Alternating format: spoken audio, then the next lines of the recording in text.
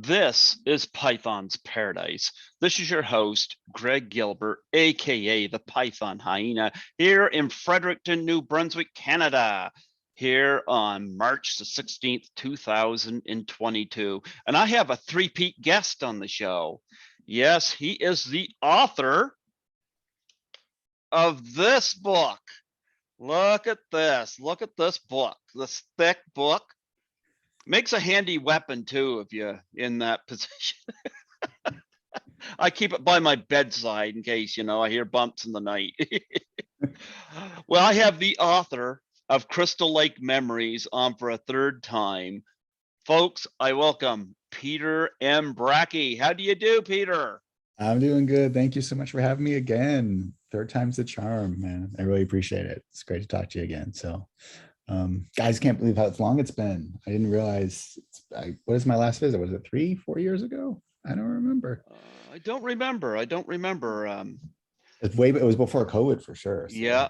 yeah. Actually, I don't know if your second interview is even up public yet because my brother takes care of my YouTube, and when the station went into lockdown, it was Nancy McLaughlin, who I know you know, Yes, told me that if she can do Zoom, I can do Zoom.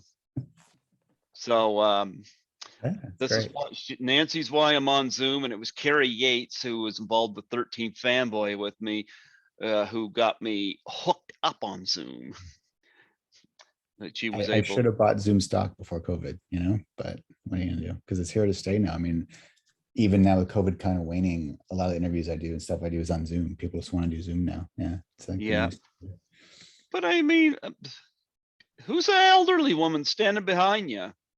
So is this, are people actually gonna be able to see this, or they're just gonna get the audio? Well, people can hear the audio if they're in the car, like Bobby Heckman listens to me. I mean, he's in the car. But people watch this. I mean, okay, good. All right, well, this is my mother. Mrs. Voorhees behind me. You got Mrs. Voorhees standing beside you. She looks kind of doesn't look very happy back there. I mean, is it because of the pandemic? What's the story here? She's kind of working it up. She's working up to her big reveal, big confession. So yeah, I see that. Well, if she wants to contribute, she can, but she doesn't look like she wants to say much. She looks like she's in her own little world back there behind you. Totally. Well, when you think about it, yeah, she has like her big speech, then she doesn't talk too much. Then she's all in Jason's voice, right? So then she goes nuts. But and I just remember, first seeing that as a kid. I remember she was so freaked me out. I think I was 10 when I saw it. Oh man, I'm getting old. Oh Jesus. I don't know. I was distracted because I thought Adrian King was cute. Yeah, you're rooting for Adrian. Yeah, Adrian's cute. I always thought Adrian was cute. Yeah. Well, you've talked to her, I'm sure, right? I've had her on. She was my second guest, and I wanted to get her back on, but haven't made that happen. But I did get the Friday the 13th script from her. Oh, great. Wow. Yeah, I got that. So I don't know. It's maybe like so many people, I don't know. I'm beginning to think so many people don't like me anymore because of my passion for suicide and depression awareness. I'm not saying she's guilty of that, but there are those that are, which I won't get into in too much detail here, but nonetheless, we are both part of this movie. Adam Marcus is going to love that I'm wearing this. The Hearts of Darkness, the making of the Final Friday hat. Yeah, thought I'd put that on for this. And here's the t-shirt. Look at that. I was going to say, you have way more swag than I do. I got to call Adam and be like, hey, where's my hat and t-shirt? I haven't gotten one yet. Well, I'm a little disappointed, This shirt really should have Ali Rivera's smiling face on it. Oh, yeah. Don't you think? Yeah. Well, yeah, no, it should. It should have Ali Rivera's smiling face on it with cheek pinches. I'll pitch that to Adam. We'll get some extra t-shirts made or something. So yeah. I love Ali. And I love the Cackle Queen. Yeah, I don't really know too. I've seen some of the posts, but I'm not too familiar with the backstory on the Cackle Queen. I actually don't know that story. So Deborah Sullivan's the cackle queen. Oh, okay. Oh, really? Oh, she's just, oh, she's not, I mean, everyone's nice, but, oh, okay. So I'll have to ask If her you about that. watched Secret Santa, Hmm. actually, I'm wondering, do I have that sitting right here? Let me see. Yeah, I have my copy in the other room, so I Let am me not in my see. media Oops. room. Um, I'm seeing if I got it right here. Maybe I don't. Yeah, I don't. There's a there's a scene in Secret Santa where her and the woman playing her sister laugh in each other's face, and not only are they cackling, but Deborah Sullivan's mouth is open so wide, and they just stop on that still. And Oh, I've called her the cackle queen ever since. And Adam and Deborah, actually, anytime Deborah addresses me, she calls herself the cackle the queen. queen. Gotcha. Yeah, so that's why I call her the cackle queen. But they seem to like it. So, Yeah. but and I love Secret Santa. Mm-hmm. So yeah, I'm glad it's got a lot of attention. It really, I really. love it. I've interviewed 6 people from that Oh, movie. wow. Yep. So I'm looking to do more, and but I love Secret Santa. I think that's Adam Marcus's best work. Yeah, I think, yeah, you might be right. Yeah. Yep. Yeah. I'm looking forward to his next film, which I'm looking forward to. But Yeah. yeah, I got the book here. I even got this here. Oh, yeah. Yep. Yeah. Yeah. That's right. The book that has the commentary on it, right? I think. Oh yeah. Yeah. I believe you're part of that, aren't you? Yeah, we did it I all in one session, 7.5 hours. I remember that. I did listen to it. It's been a while, but Yeah. yeah, I love this big Good. book, and It's like I wild. said, I look at that. I know. Yeah, I like that you said it's a deadly weapon. That was the hope. Use it as a bludgeoning tool. Are you So, gonna be able to expand it, or is because of the yeah, there's some issues, unfortunately, with rights, stills, and Warner Brothers and stuff. So, for what yeah. films? Well, you'd add the remake to it. So, So and you're then not you're I've done additional interviews, revisited some folks, and I found a lot more photos over the years. So you definitely could make it bigger. It's just hard because, oh, I grew up with DVD and Laserdisc, and like I got so sick of like every few years there's a new version of The Exorcist, there's a new version of Evil Dead. It's like, oh, this Halloween. I mean, how many versions of Halloween have come out? So I never wanted to be a situation where people feel like to rebuy the same thing. But I do feel like now, it's been 20 years. We could do a cool new edition with more photos and a chapter on the remake. But would uh, you do a chapter involving Never Hike Alone?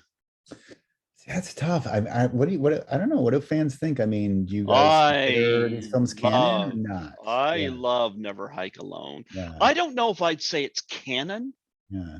but here's the thing. Here's the thing. I've interviewed Vincent DeSante twice. Hmm.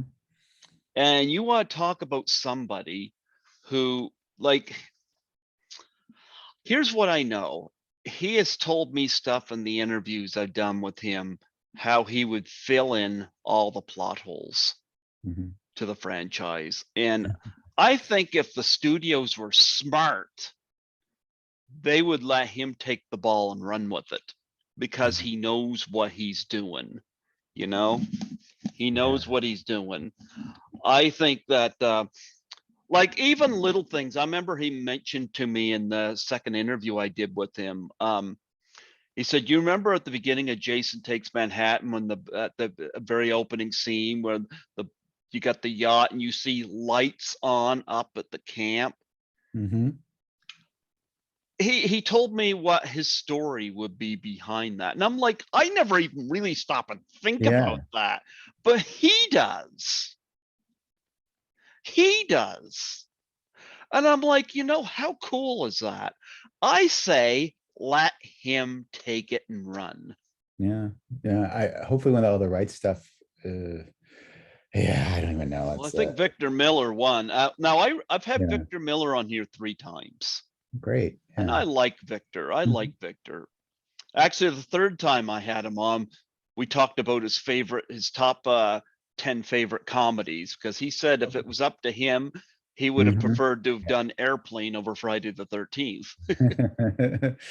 Certainly, yeah. Oh, Yep. totally, I can see that. Yeah, this later work too, for sure. Well, I think there's issues now. I'm not a lawyer, but even though that part's resolved, I think any deal to make a new movie and to like sell the franchise rights to a studio and would involve Sean and Victor, and I'll have to agree. So and then like, because Victor now has rights to the first movie only in a US only. So I don't know, working out all that stuff, how long that's going to take. But I haven't heard anything. Like, I think they intentionally, no one says anything to me. Maybe they don't want to see it written down or something someday. So I don't know. So I really am totally in the dark. I'm in the same position as everybody else. So I haven't heard anything, not a peep about anything. So Well, let me check my email here, because I did hear from good. Victor. Let me see if I find it here. Victor Miller. Yeah, he said can't talk about anything until it's all done, which, Yeah. is fine, Mhm. I'm fine with that. Yeah, a lot of times that comes from lawyers too. They just they say you can't say anything until it's done, because if it leaks out, it can mess Yeah. things up. Yep. And I respect that, but I've had Victor on 3 times and we avoided talking about the lawsuit. Yeah. I had other things I could talk to him about, like how pretty Adrian King is, and Well, he wrote a character. I mean, it's all him. So yeah. yeah. I like it though. Talk to Vincent DeSante, and I think it was him. I think it was him. I don't quote me on it. Thinks that Steve Christie was a creeper. Yeah, it is interesting. Yeah, that's a very interesting dynamic, that relationship. As a different. And then do you remember that scene later when Steve Christie goes, he's in the rain, he goes to the cafe and the waitress is flirting with him. I'm like, everyone in this town like is in love with Steve Christie. Okay. Yep, yep. But here's something Vincent DeSante did tell me, what I thought was interesting. You've seen Never Hike Alone, Yeah. right? Mhm. Okay. Yeah. He said there's a scene in it where Andrew Leahy finds some Playboy magazines. Mhm. He said those were actually Steve Christie's Playboys. Wow, that's like a deep Yeah. cut there. Well, I found stuff like that interesting. I really like what Vincent DeSante has been doing with and he's got a new Never Hike Alone film coming out, Mhm. and I like how, canon or not, Mhm. he's not he's keeping things connected. Like I saw a Friday the 13th fan film where they had Alice still alive, Mhm. and I was enjoying the film until that, and I'm all for seeing Adrian King, Yeah. Yeah. except for the fact, and I've mentioned this to Adrian in the past, like she likes to counter Alice being dead. Yeah. Well, I hate to say that, but there's a body in that Yeah. cabin in part With, two. yeah, It's with, clearly Alice. yeah. You could tell by the house coat. You could tell by the thing stuck in the side of her head. Mhm. It's clearly, and it makes sense. And it's kind of like, uh, here's a sad thing with Adrian King, is she had a stalker in her past, Yeah. and that was a traumatic experience. I think she's been very, very engaging with this public image of being able to do the conventions, and she's been enjoying it. Yeah. Yeah. And it's almost like, it almost feels like part of her regrets Alice being killed off. Mhm. Sure. Yeah. you know, Well, it's like Amy Steele regretting not doing part three. Yeah. In retrospect. Yeah. we're all regretting Amy Steele not doing part 3, because I'll be frank, part 3, my one big issue with part 3, again, I'm biased because I had a big crush on Tracy Savage. She's the reason Well, she could still 13 be in the movie. Yeah. She could still. fanboy got 3K because of Tracy Savage. Yep. I've had Tracy on here 3 times, and Yeah. Lovely. she loves it when I say nice things to her. But Tracy, they wrote her character as being pregnant. And then they forgot about it. I mean, I find- if he was joking, I've always wondered that too, the way the character says it, like, was she just saying like she didn't want to eat the pot? She wasn't serious, or was she really pregnant? I don't know. I don't know, but you know what? I often wonder what Debbie would have been like as a final girl. She had a Yeah. cool demeanor to her. Yeah, she had spunk for sure. Yeah. Mm. You know, that's my big issue, you know? Mhm. I would have made her the final girl. Yeah. And then a lot of fans say in final chapter at the beginning, the family, and they cut to the emergency room and bringing the bodies, and you see the family hugging and crying. That a lot of people said that's Debbie's family. It is. Is it? That's what I've been told. Yep. Yeah. I don't know whether it was Tracy Savage. Somebody told me that. Yeah. I don't know if Yep. it's Barney Cohen, the writer. I'm trying to remember. I heard the same thing. It's been so long, I can't remember either. But Yep. Yep. makes sense. But yeah, that's what I would have done. But I like part 3. Mhm. But we feel bad when they get rid of Tracy. I know. Well, there's only be one final girl, right? Well, it should have been her. And that would be an interesting twist. Yeah.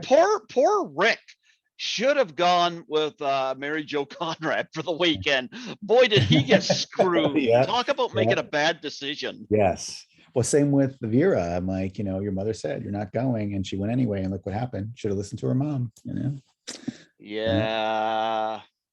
A lot of bad decisions going on. A lot of bad decisions. I also wonder, and it's silly, but like in the beginning of part 3, when they're watching the newscast, Harold and Edna. I mean, I guess the kids didn't see it, right? Uh-oh. I'm so sorry. No one ever called me, I better make ever. sure Never mine's been in called. flight. I better make sure my phone's in flight. Yeah, apologies. It's Mrs. Voorhees calling me now. Oh yeah. Well, Mrs. Voorhees is standing right behind you. Why in the world?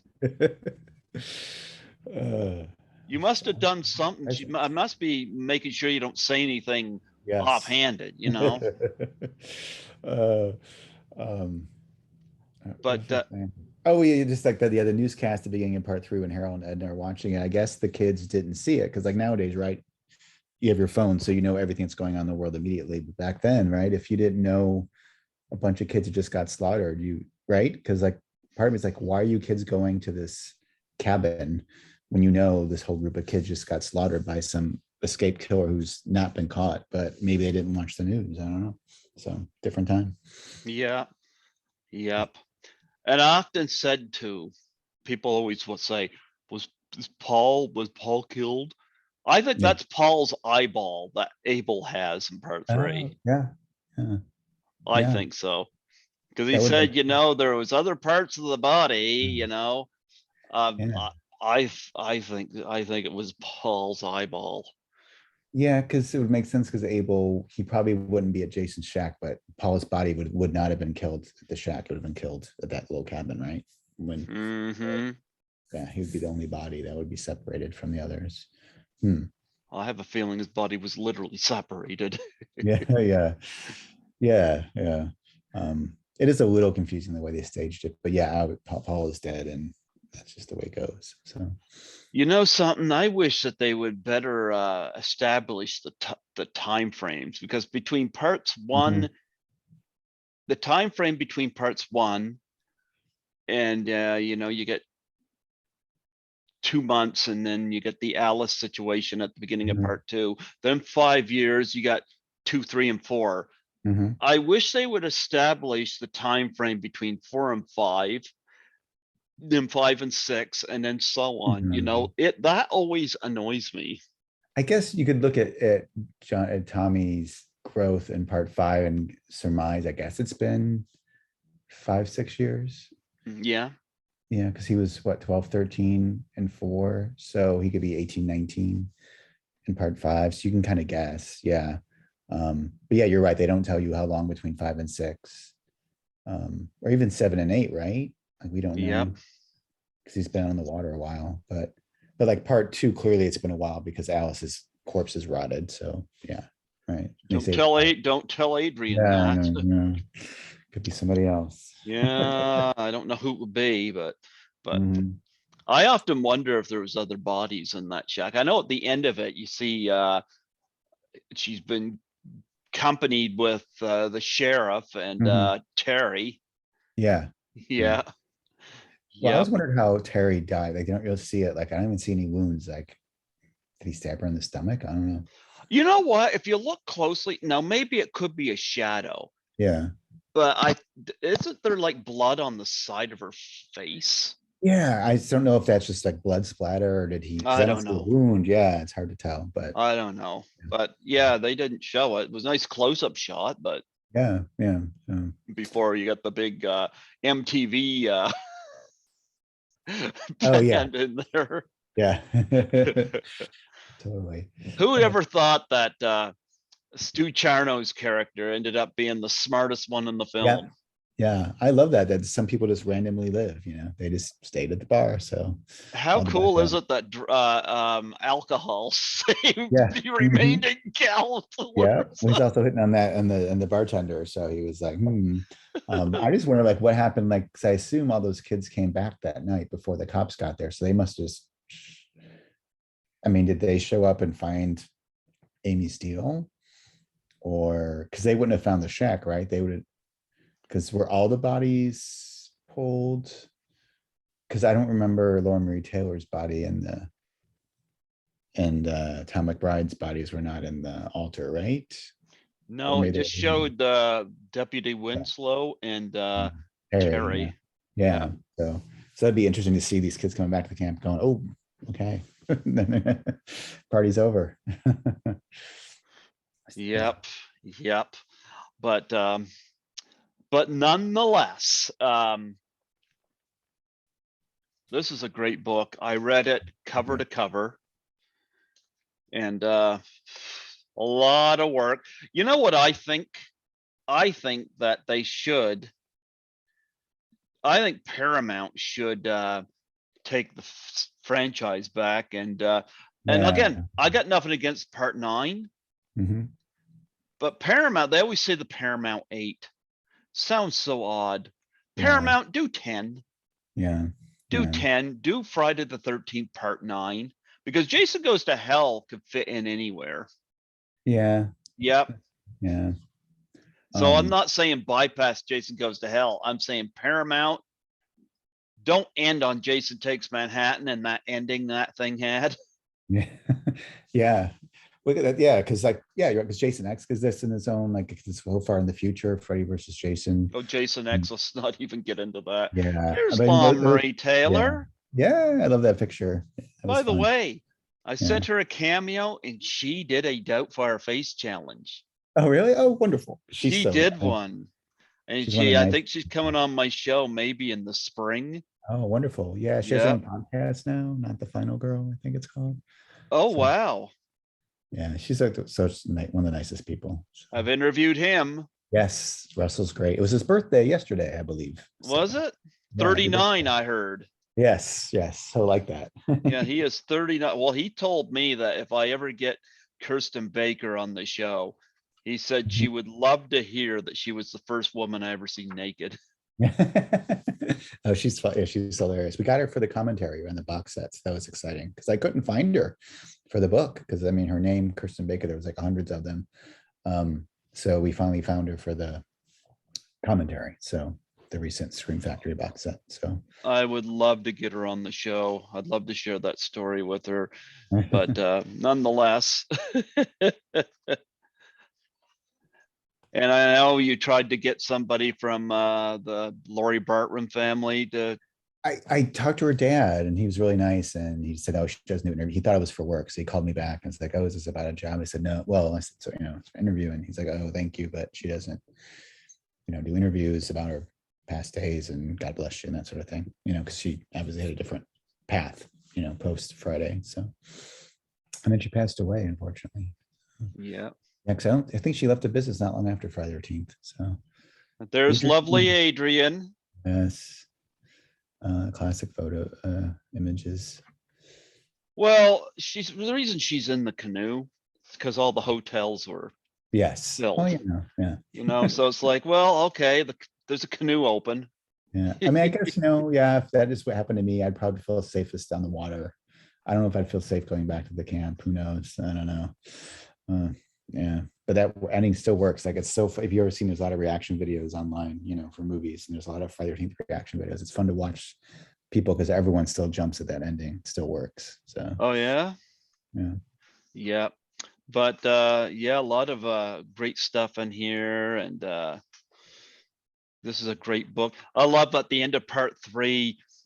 I would have liked to have seen footage of when he takes Chris's head off. I know that it's gone. I mean, Paramount just didn't keep that stuff. We found the sheets, the Paramount records of disposing of the footage for that, and 5 as well. It basically says throw away. So they did find the part 4 stuff and some trims for that, and they had the uncut version of 1 because Warner Brothers released it overseas uncut. Here's my Ted White. Ted White, my favorite Jason. Yeah, he's awesome. My favorite Jason.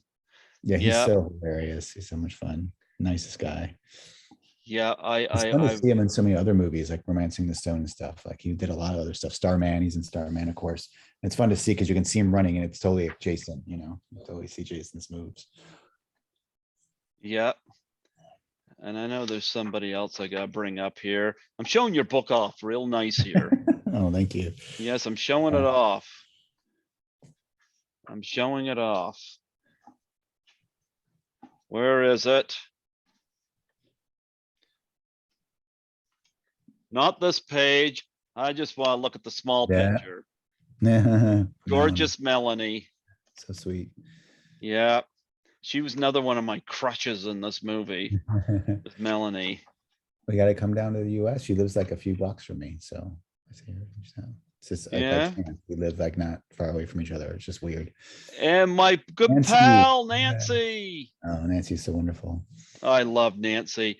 Yeah. Nancy and I talked a few nights ago. Oh, good. Good. Yep. Well, She and I talk regularly, actually, yeah. because we're both part of the Christian faith. And so Mhm. we both Yeah. communicate through that. And she made these. Oh, how sweet. Oh, those are Yeah. great. Wow. Yeah. Yeah, I know that she's my, I said, I went over there a couple times. She's so kind and showed me some stuff she'd done. Stuff.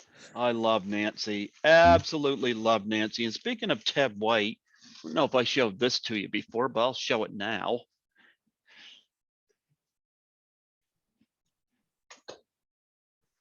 Yeah, I've seen this. Huh? I don't know what this is. Let's see. Oh, sweet. Oh, he has the head. Yeah. Oh, very nice. Signed by Ted White. Wow, very cool. Did you I've see had- him at a convention, I assume? No, No. I never met him. I've had him on the show Oh, twice. yeah. Mhm. And I got a couple pictures autographed, and like through his website. Mhm. Yeah. Oh, he talks about that scene. It's hilarious. Poor I Corey. got another one of them too. He signed a picture of when he takes a hacksaw to Mhm. Officer Spackler from Police Academy. Yes, Bruce Mahler. Yeah. Bruce Mahler. Yep. So Ever find Bruce Mahler? Did you ever talk to him? I would love to get him on. I Yeah, would I'd so love him. love to get him on. Between this and Police Academy, I would love Mhm. to talk to him. Yeah. My friends of don't- mine, they did a Police Academy documentary. I think it's coming out soon. I think they did find him. So I think he's still around, that I can find out. He's on Cameo. Was he? Oh, okay. Oh, cool. Yeah. Yep. So that I do know, but did you get him for this book? No, I couldn't find No. him back then. Yeah, that was that was before, social media really was big. It was, that was a hard thing with the book. I get certain points you can't fit everybody. So I did the best I could, but there's always going to be more people. Jason killed so many people, Mhm. So, Yeah. yeah. That's the great thing about, podcasts like yours and websites now is Mhm. this, these people, other people can interview them and add to it. Like Friday Needs never ending. So like, I don't think there's ever going to be a definitive book or anything because, every few years there's more people to discover, new photos pop up, new stories. And yeah, it's crazy. It's been 20 years since I started the book. I mean, it just boggles my mind. I can't even process it. man, pretty soon it's going to be longer from when I did the book than between the book and the first movie, because it was 25 years, I remember, between the first movie and the book. So, oh, it's weird. Yeah, yeah. So tell me, what's it like living only a few blocks away from gorgeous Melanie Kinnaman? Are you the one that brings her the Valentine's cakes and stuff like that? No, we just, I mean, I've seen her a few times, and a friend of mine had her over to his place, and then we did the comments commentary for the box set part 5 here at my house. So she came and we did it in my living room.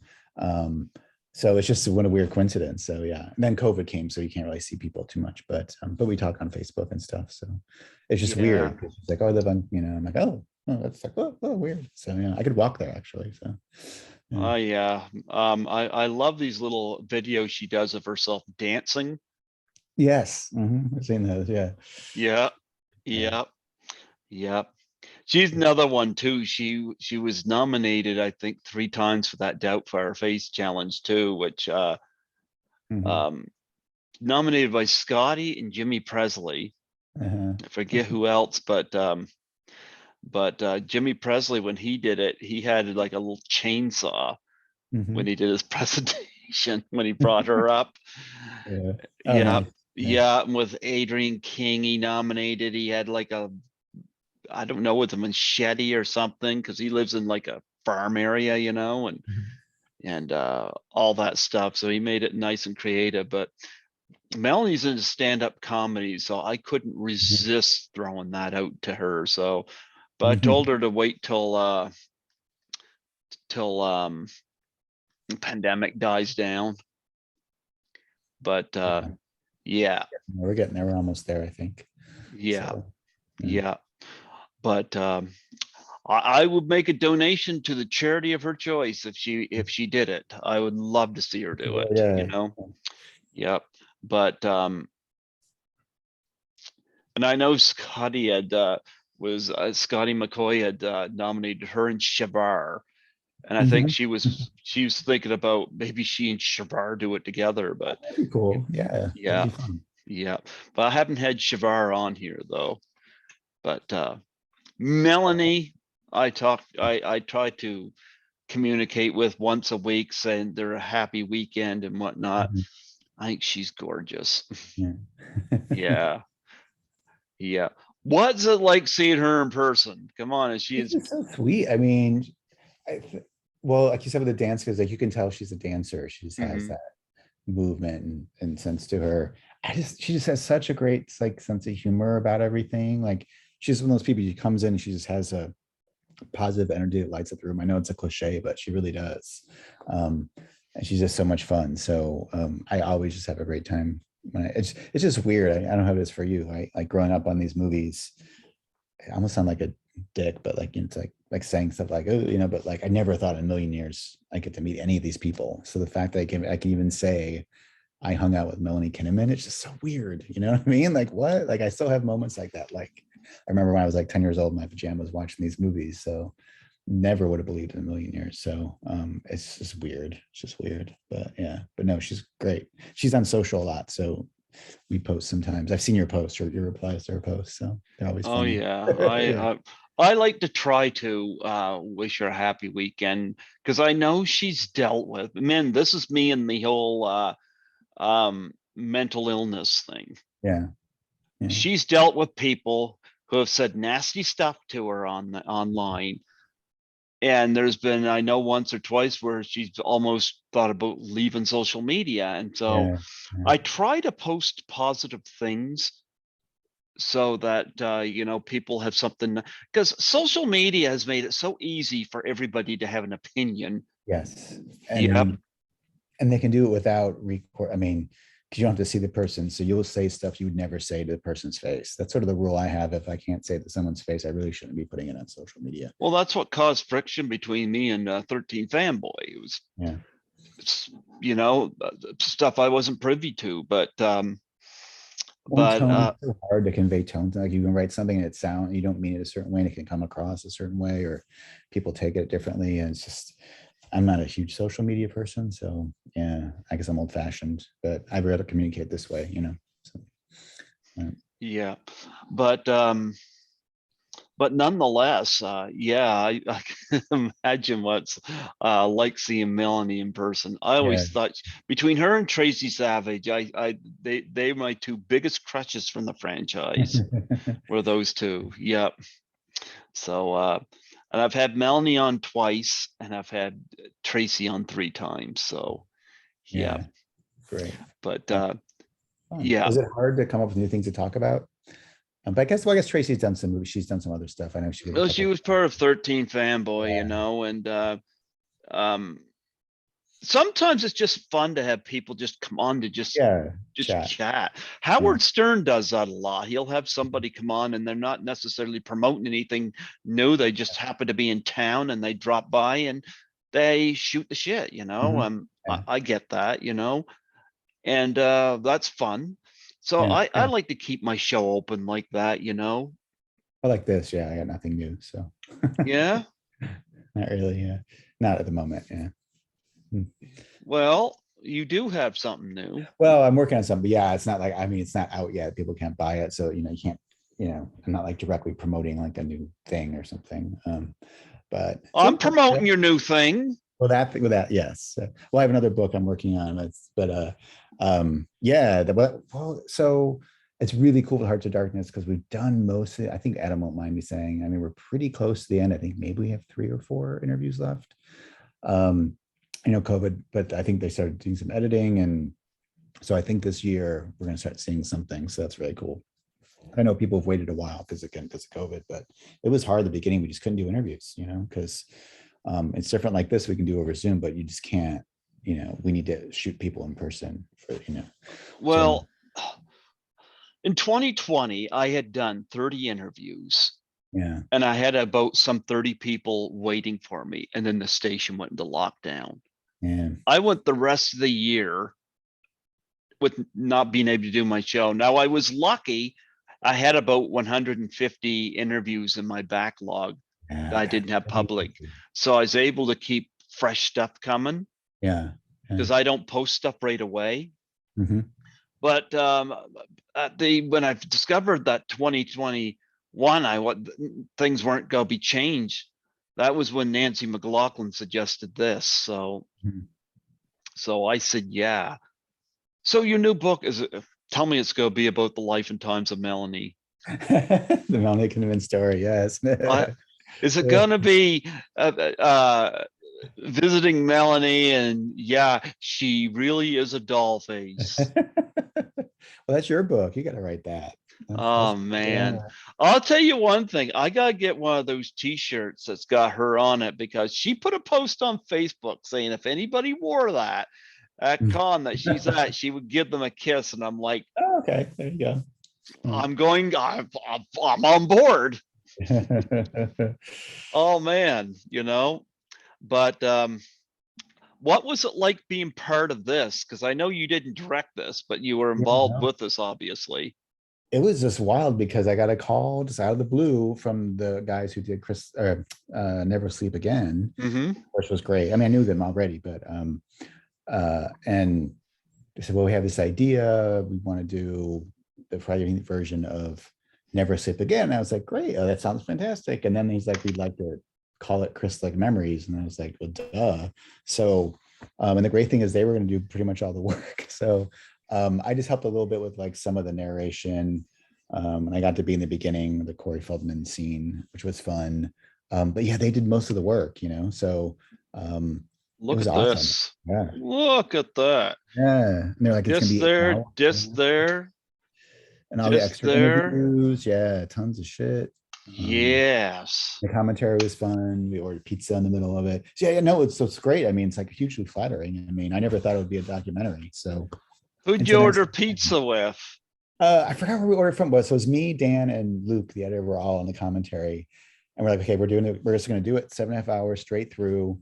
And so we're gonna have to eat at some point. So we just had pizza come in, and I think we paused it for like a few minutes, but you can hear us eating pizza. I think it's like part Oh 5 man. pizza. So, Yeah. yeah, it was fun. Do you, I like pineapple on my pizza. Do you? I'm pretty boring. I like cheese, pepperoni, sausage, sometimes bacon, but I'm not too much on the vegetables. So no anchovies or mushrooms or anything. Oh, But gee, I I've love never had pineapple pineapple. and It green sounds pepper. weird.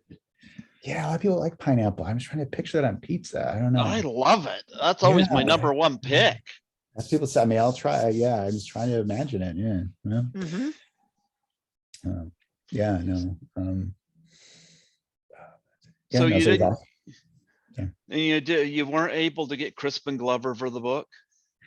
I talked to him briefly. So there's like 2 or 3 quotes. So yeah, there's a couple. I think there's 2 quotes. He just did a very short little thing. He wouldn't like sit down for a full interview, but I met him briefly, and then I did another interview with him for a movie called Willard, and so he agreed I to. liked Willard. Yeah, so he agreed to answer a couple of questions about Friday the 13th, but he didn't felt like he didn't have enough to say to do like a full interview just on that movie. So I've had his dad on here twice.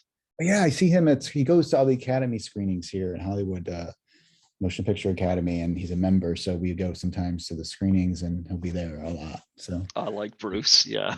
um, Bruce is a funny guy. James Bond, of course. That's what I remember him from. Yeah. I Simon's remember him Excellent. from Chinatown. Oh yeah, yeah, of course. Yeah. Yeah. Yeah.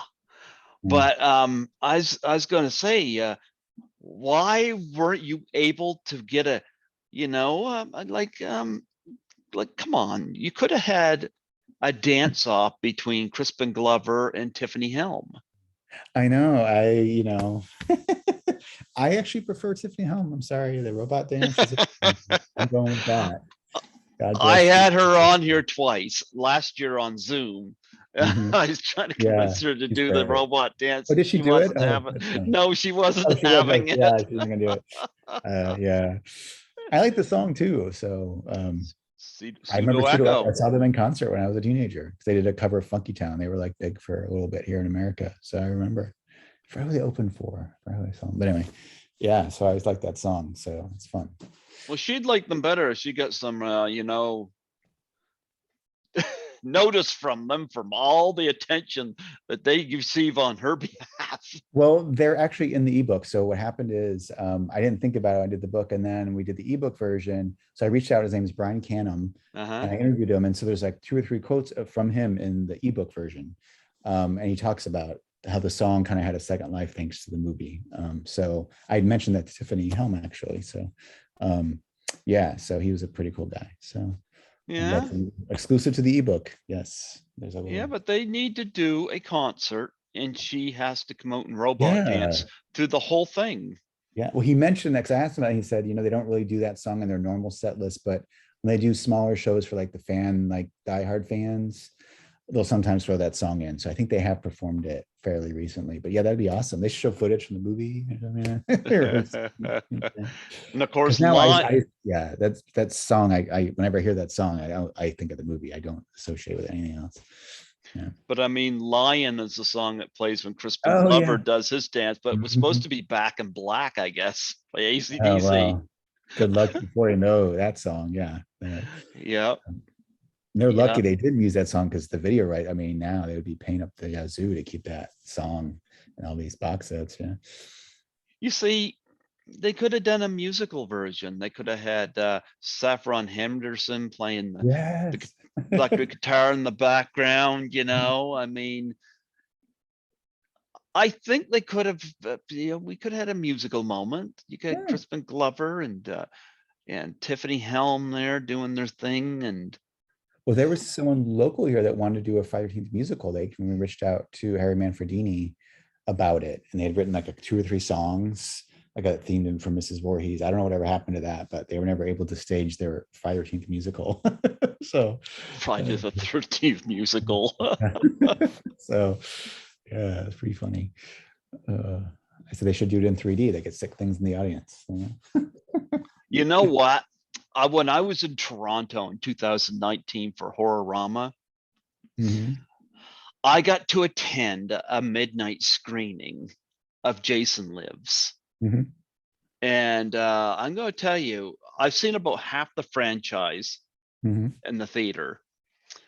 And Jason Lives had to be the most entertaining to see with an audience. Yeah, you can see that.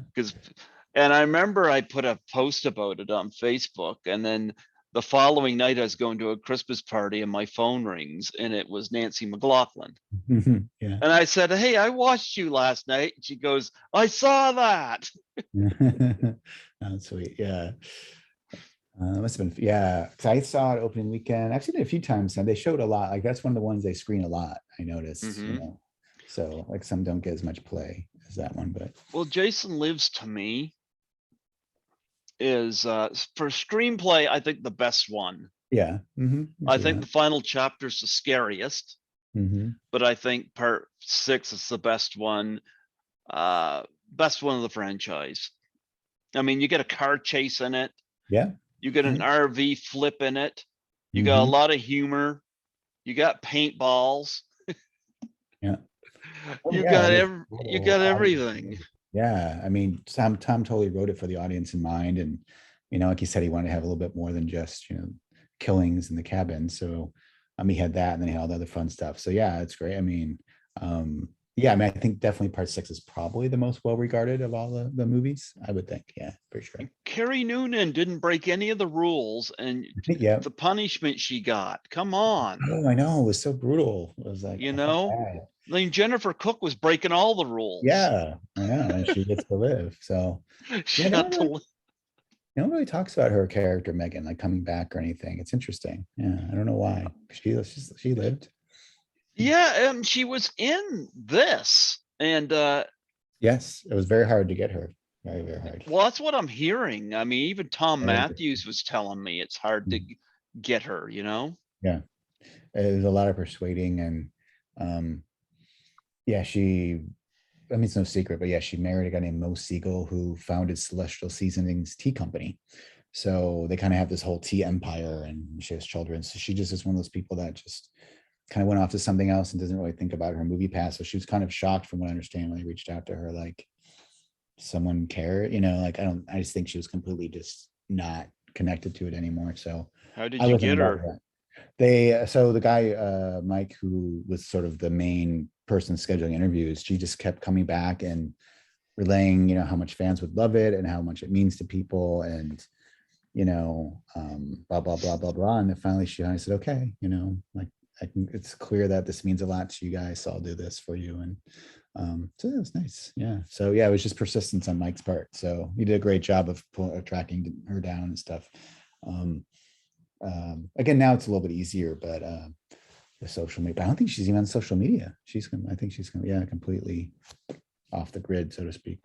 So I'm reading between the lines here. What Yeah. really happened was you guys paid her speeding bill. I think she can afford to pay that. Or I don't think she's any help with money department at all. Based on her house too that I saw, I don't think she's hurting. So no hard times there. Yeah. That's the thing. Like, I never paid. I don't pay for interviews. Like it's not, so it was never that kind of situation. I think it's harder documentaries now because I think people, you know, some of the actors, they realize, oh, there's money to be made from these things. So I don't know if it's different for that.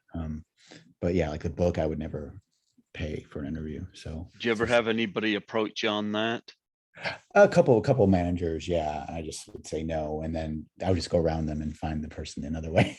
It happened with 2 people, and I just went around the manager, and the client, the actor didn't know. They're like, they had no idea their manager was asking for money. Usually the manager pockets the money, to be honest, from what I understand. So Wow. called a honorary. I never heard the word, and I got this email back. And the person's like, well, is there an honorarium? I'm like, I don't know what this person's talking about. I don't know what that is. I'm an honorarium. I'm like, what do they do a charity or something?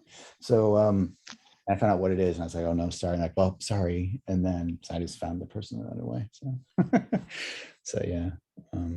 But yeah, it doesn't happen with books too much. I think it's more documentaries. Because, you know, there's these sold on Blu-ray, you know, there's just a different like what's it called? The In Search of Darkness things, you know, those documentaries they're doing. I think they're on the 3rd one now. I mean, they raise like tons of money on GoFundMe and all these things. I assume those people ask for money for interviews. I mean, because I don't know, you know, it's a different kind of thing. But Or weren't you going to pay me for having you on here? well, yes. I'll send you tell me the address, I'll send you a check. I it won't mean, weren't you clear. gonna It'll clear, pay me but like $1 a page on promotion on here? I was Like, gonna say, I'll get commission. We'll give you commission for every book sold. Yeah. Oh, I just can't believe anyone still buys that book, but they do. So it's oh, I crazy. got that when it came out. I've had this Uh, ever since. oh, yeah, it was great. It was, yeah, I just can't believe it. Yeah, it's crazy. It's still, people still buy it. Nancy McLaughlin has this book. Well, she got it for free. Yeah. So we had the book party, and anyone who came to the party got it for free, the cast. And I sent out as many as I could, but some people I couldn't find. Like it was, I can't tell you how many people I'd write their manager agent, say, oh, the book's ready. I'd like to send them one. Never heard back. So there's a few people I had to like call and be like, I'm so sorry, here's your book. But yeah, because but I do in the interview, they do get a free book for sure. Like you can't, I'm not making someone I interviewed like buy a book, of course. So that's a freebie. And well, I was nice before COVID. I could take people to lunch. I met a lot of people like in person, which was great if possible, to do it. I always prefer to meet in person if possible, but Well, now it seems like everyone's happy with Zoom. So sorry. Nancy McLaughlin, when she did her Doubtfire Face challenge for suicide Mhm. and depression awareness, she did it in front of props from Jason Lives, but she had your book Oh, opened up in there in the background. oh, nice. Oh, Yeah, yeah, she's yeah, so, yeah, she is really cool. Who did yeah. you have lunch with? Oh God, most of the, well, so the first lunch was, I had dinner with Adrian King, and that was amazing. And then Amy Steele I had lunch with, Russell Todd, David Kagan, trying to go through all the like, movie by movie. Let me think. I met Kevin Bacon in person because I was for a press junket, and then Sean Cunningham was in person. Tracy Savage, I took her to lunch. I Melanie envy you. Cummins, I took Melanie Cummins. Oh man. Juliet Cummins. I'm trying to go through movies. Kimberly Beck was the phone. Dana Kamel I met in person. Paul Kraka. I actually went to David Kadam's stand-up routine before I interviewed him, so he invited me out. So I went and saw a stand-up, and he added a couple of Friday the 13th jokes to it, and then so that was fun. Gosh, who else? The twins actually drove up like an hour and a half to Carpinteria to meet with Carrie Moore, and then John Shepard was in person. Gosh, who else? Dominic Brascia before he passed away. Chart 7, I'm trying to think. Susan Blue I met in person. She was really sweet. William Butler. Most of the Jason Goes to Hell people like were in person. Adam and Deborah, Leslie Jordan, who's a guy who played the evil boyfriend. Why can I not remember his name? He was on Desperate Housewives. Why am I forgetting his Stephen Kelp. Yeah. And Stephen Williams. Yeah, so a lot of, I mean, that's what most people, because usually if you say, hey, I'll take you to lunch, they're like, oh, great. So because they get free food. So there you go. So yeah, it was pretty awesome. So I spent a lot of money driving and on food. Wow. Yeah. So There's some of those people I wouldn't have mind to have dinner oh yeah, with. it's great. Well, I mean, this Zoom is not because we didn't have Zoom back then. So phone's okay, but phone's tough because you've done phone interviews. I get way more nervous than a phone just because I can't see the person. So like am I coming across okay? Like, if you do like excited face, they don't hear it, they don't see it. So like it's just so much. I just find it When so I much. had Tracy Savage on Zoom, she saw my excited face. Yeah, it's just different. You get it was so funny because I've talked to other people like, oh no, I want to do a phone because they get nervous if they see the person. So I'm just the opposite. I don't know. I like this. So what does a Tracy Savage or Melanie Kinnaman or an Adrian King, what do they order for food? So I can remember. So both Melanie, this is so funny. I don't know why we're talking about this. Is where Melanie and Juliet Cummins, I remember I took them to the same place, Lala's here in Hollywood. It's an Argentinian food. And then Russell Todd wanted to go to Mel's famous diner. So we had burgers. And then Adrian, we went to a fancy, I was like, okay, I got to take Adrian somewhere fancy. So it was kind of a fancier, nicer place. I think it was Italian. And then Amy Steele, she was in Malibu at the time. So we went to this cute little Malibu cafe. So very kind of dusty day. And so we had cafe food. I can't believe I remember this stuff. Yeah. So yeah, because that makes sense because Amy Steele is very, she has kind of lived not on a farm, but a ranch. So she had horses and She's a lot like her character Ginny in that sense, very outdoorsy and Mhm. stuff. So, yeah, So it's where do really, you take Tracy Savage? we went because she was up in Riverside.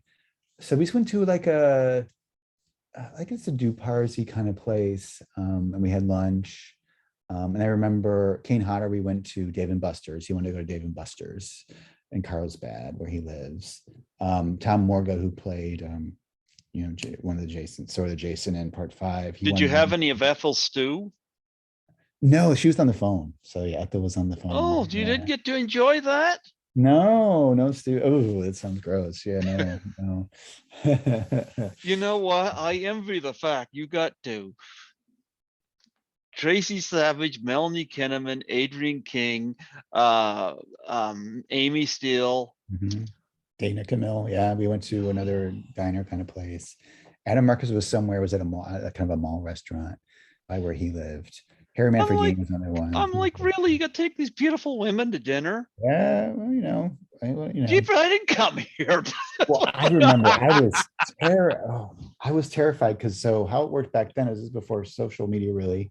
So Amy Steele, like you'd call SAG, Screen Actors Guild, Uh-huh. and they'll usually connect you. You say, I'm doing this or that, this project or an interview. They'll give you like the manager number or something. They don't give you their personal number usually ever because it's private. So they gave me a number for Amy Steele, and I don't know if they messed it up or what, but I thought it was going to be her manager or agent.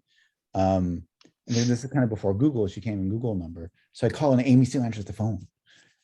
I was not prepared at all. I totally flubbed. Did you ask her if her refrigerator's running? I should have. Oh God. And then she's like, okay. And then I said, I'd love to take you to lunch, even if you up for that. And she strangely said yes, because when you think about it, it's crazy. Like just some random guy calls you and said, let's go to lunch. You know what I mean? But she said yes. So it was pretty cool. So she was Well, let's talk about this. How did you get Judy Aronson? Because see, my experience with Judy Aronson, Ted White put me in and gave me your yeah, contact info. And first time it was wrong number, yeah, which Ted White said, no, that's her number. yeah, Second time it was her cousin, in quotes. yeah. The third time, Debbie Sue tells me to lose the number. So I'm like, okay, I'm a little freaked out about that. Hmm. And I'm being told that Judy was unsettled, or Yeah, that's words from Debbie Sue. So yeah. I'm like, Judy's unsettled. I'm fucking unsettled. I usually have the person reach out. So I think if I remember, Judy Aronson came from one of the twin, Carrie or Camilla Moore had Yeah. kept in touch, and they reached out to her for me and said, if you're interested, kind of thing. So that's what I usually do. Like Larry Zerner reached out to a couple people for me. I don't usually ever, again, that's why the thing with Amy Steele was so unnerving, because I was not expecting, like Joe Zito got in touch with Adrian King for me because she had not interviewed because of the stalker situation. So that's Well, how it started. I said, I wouldn't feel comfortable freaking her out. So I'm here to relay the information to Debbie Sue. As much as I would love to have a T-shirt made saying that I'm Judy Aronson's stalker, I really am not. Sorry, Debbie Sue, but I'm really not. yeah, I think You it's just, know, it's just people, if they don't know, I don't know. You don't know what situation they're in, like, have well, they got, I could have I done don't an know. interview with Judy Aronson's cousin, I suppose, You could have, and yeah, answer questions. but I'm a little unnerved about that, Yeah. and I've reached out to Larry Zerner. He's somebody else I'm purposely passing Mhm. on now because when I reached out to him, he took a pass on me and said that I guess I heard he doesn't like talking about part 3 all the time, blah blah blah. Yes, Tracy Savage is the opposite on that. Mhm. But I reached out to him again over this film. This Mhm. is new material. Yeah. Never heard back. So I basically said, you know what? I'm done. Yeah. Oh. I'm done. And it's like I get it. He's getting a lot of attention for the lawsuit situation, Mhm. and I think he likes it. But it's like, one of the things, and I'm not saying he did this, but this is how it comes across to me. It feels like I'm being looked down on because I'm not part of a big broad studio. I actually had somebody turn me down because they didn't think my listenership was big enough. Yeah. Well, I've had guests on my show that are bigger names than him. Yeah. And it's So I don't take, when I talk about mental illness, where I say I have people, like I had somebody on the show earlier this afternoon who I never heard of. Somebody had put in touch as an independent filmmaker.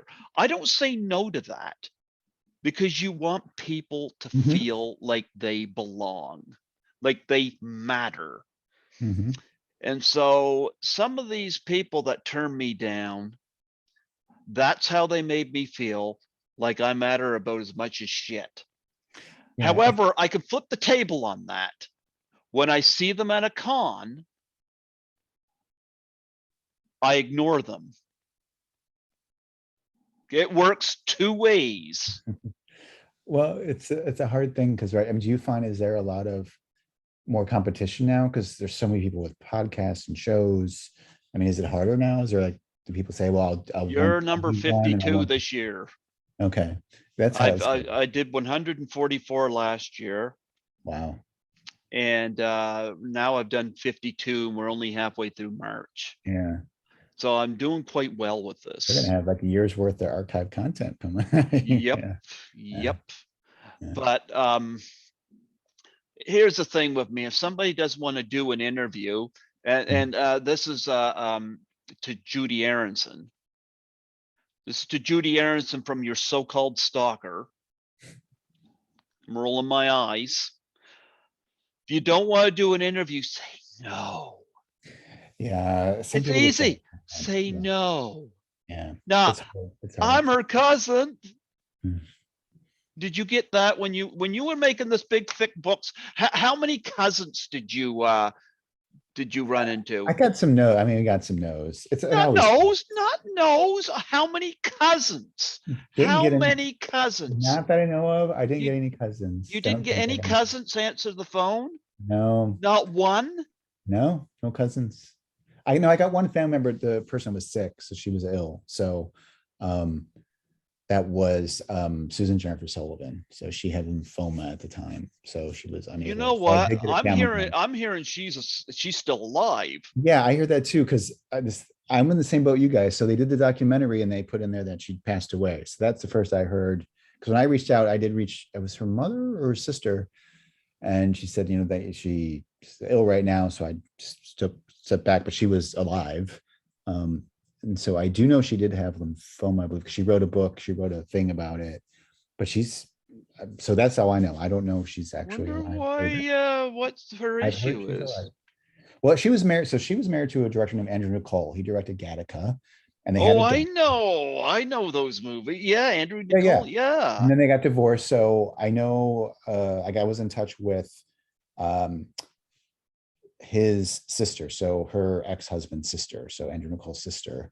So if I ever do another version of book, I was going to try to reach out and see, but if she's still alive. But yeah, that's how I know. So I don't know anything about her actually being deceased. That I just saw what you guys saw in the documentary. So a lot of people like her. Yeah, she's great. I mean, she's a bitchy, and she hasn't done any press. I don't think I've ever seen a single interview, even at the time. So she had a brief like cameo in Gattaca, like a background thing. I saw Gattaca in the theater. Yeah, yeah. So her ex-husband directed that. So yeah. Yeah. So, I've seen other stuff he's done too, but I can't yeah, I can't think think of of them either. in my Yeah, mind. But I remember yeah. I Gattaca. really like Gattaca a lot. Yeah. So yeah, yeah. So you mean to tell me you didn't get Judy Aronson's cousin for this book? I did not. No, but again, you know, one of the twins reached out, and so Judy called me. You know, I remember that. It was. You mean her cousin called you? Yeah, exactly. Maybe I interviewed the cousin. Her cousin called you. I think, yeah. Judy doesn't call anybody. Well, that was back before Look, you like that. I'm a bad guy. Yeah. According to Yes. her neck of the woods, I'm a bad person. Yeah. I'm a very bad Maybe you person. are. Well, you have a weapon in your hand, so there you go. Yes, I do. Look at this. Yep. I could take it a mailbox with this thing. 5 pounds of it. Yeah. I know You how know much it how weighs. many, if I drop this on anthill, I'd probably kill the entire colony. Yeah. Well, the reason I know the weight, so it's 4.8 4.85 pounds because once you hit 5 pounds, shipping went up to the next level. So I was so glad it turned out to be less than 5 pounds. So I had to send people copies of the book.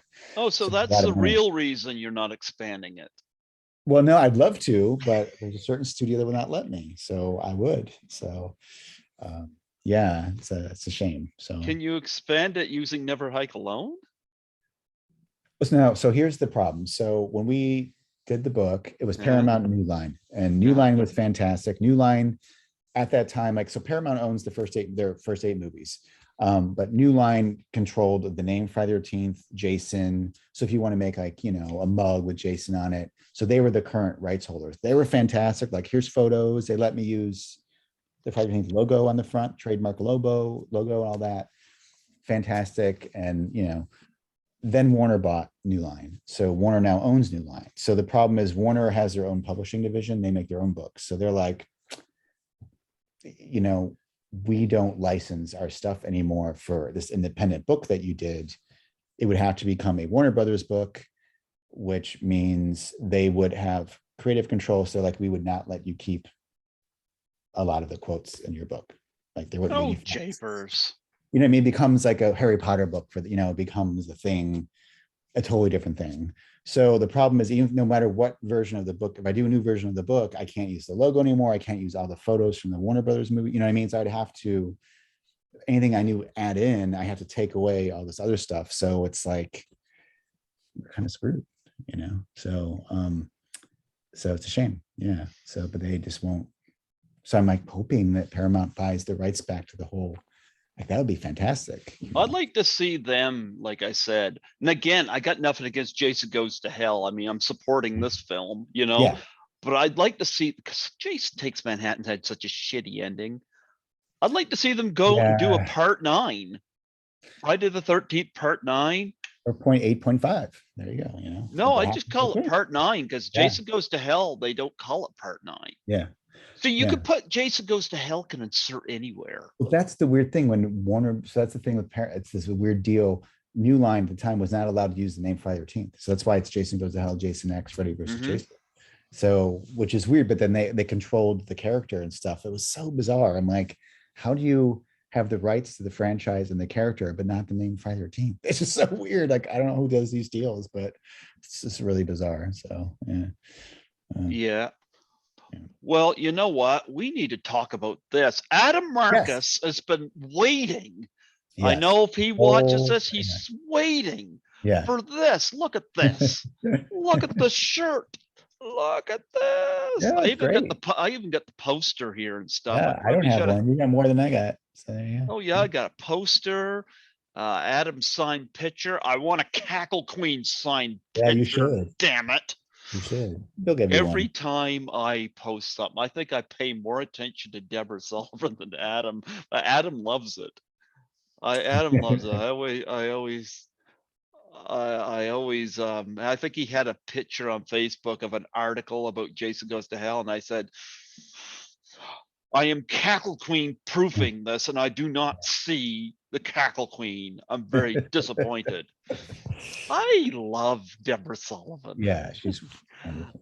Yeah, I love Deborah Sullivan, and I love it when Adam and Ali Rivera do the live. Yeah, that was really fun. They did all the live things. Yeah. I'm the one that's always telling her that she needs cheek pinches. Yeah, I know. What they were great. They had such a great chemistry. I forgot about those. Those were fun to watch. I did, I think, one with them, but they did all the hard stuff. So See, Ali got married off, she did. Yeah. and I'm like, Your stepmom jeepers. now too. Yeah. Yeah, I'm like, look. I could have offered her cheek pinches, unlimited amount of cheek You pinches. missed your shot. Yeah. I missed my shot. Yeah. I feel terrible.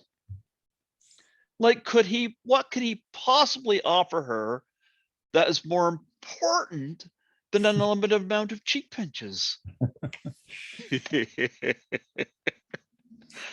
Oh, I wish them well. Yeah, Every yeah, time I see a picture of Group Shaw after they did an interview, you always got yes. Ali right there in the front Yep. with a big smile. And I'm like, you just want to reach out. Yeah. I resist when I see her. So. Yeah. Well, let's talk about Yeah, yeah. Hearts of Darkness. It's going well. So Yeah. it's been So great. We got a lot you of. were interviewed in this. I'm an associate Oh, producer on this. yeah.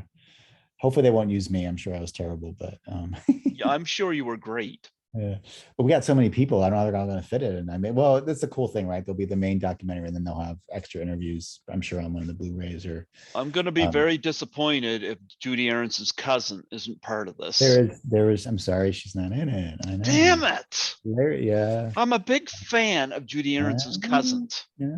So you gotta have her on your show. Listen, I want you to do a book. Just interview Judy Aarons's cousins.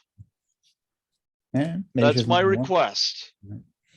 You know, I think it's very important. I'm sure Judy Aronson would love that I'm talking like this, but I don't give a shit anymore. I sent a cameo out because Scotty McCoy, who I know is you've been interviewed by Scotty, right? Yes. Recently, Scotty yeah. suggested I go on Cameo and throw the Doubtfire challenge out to people.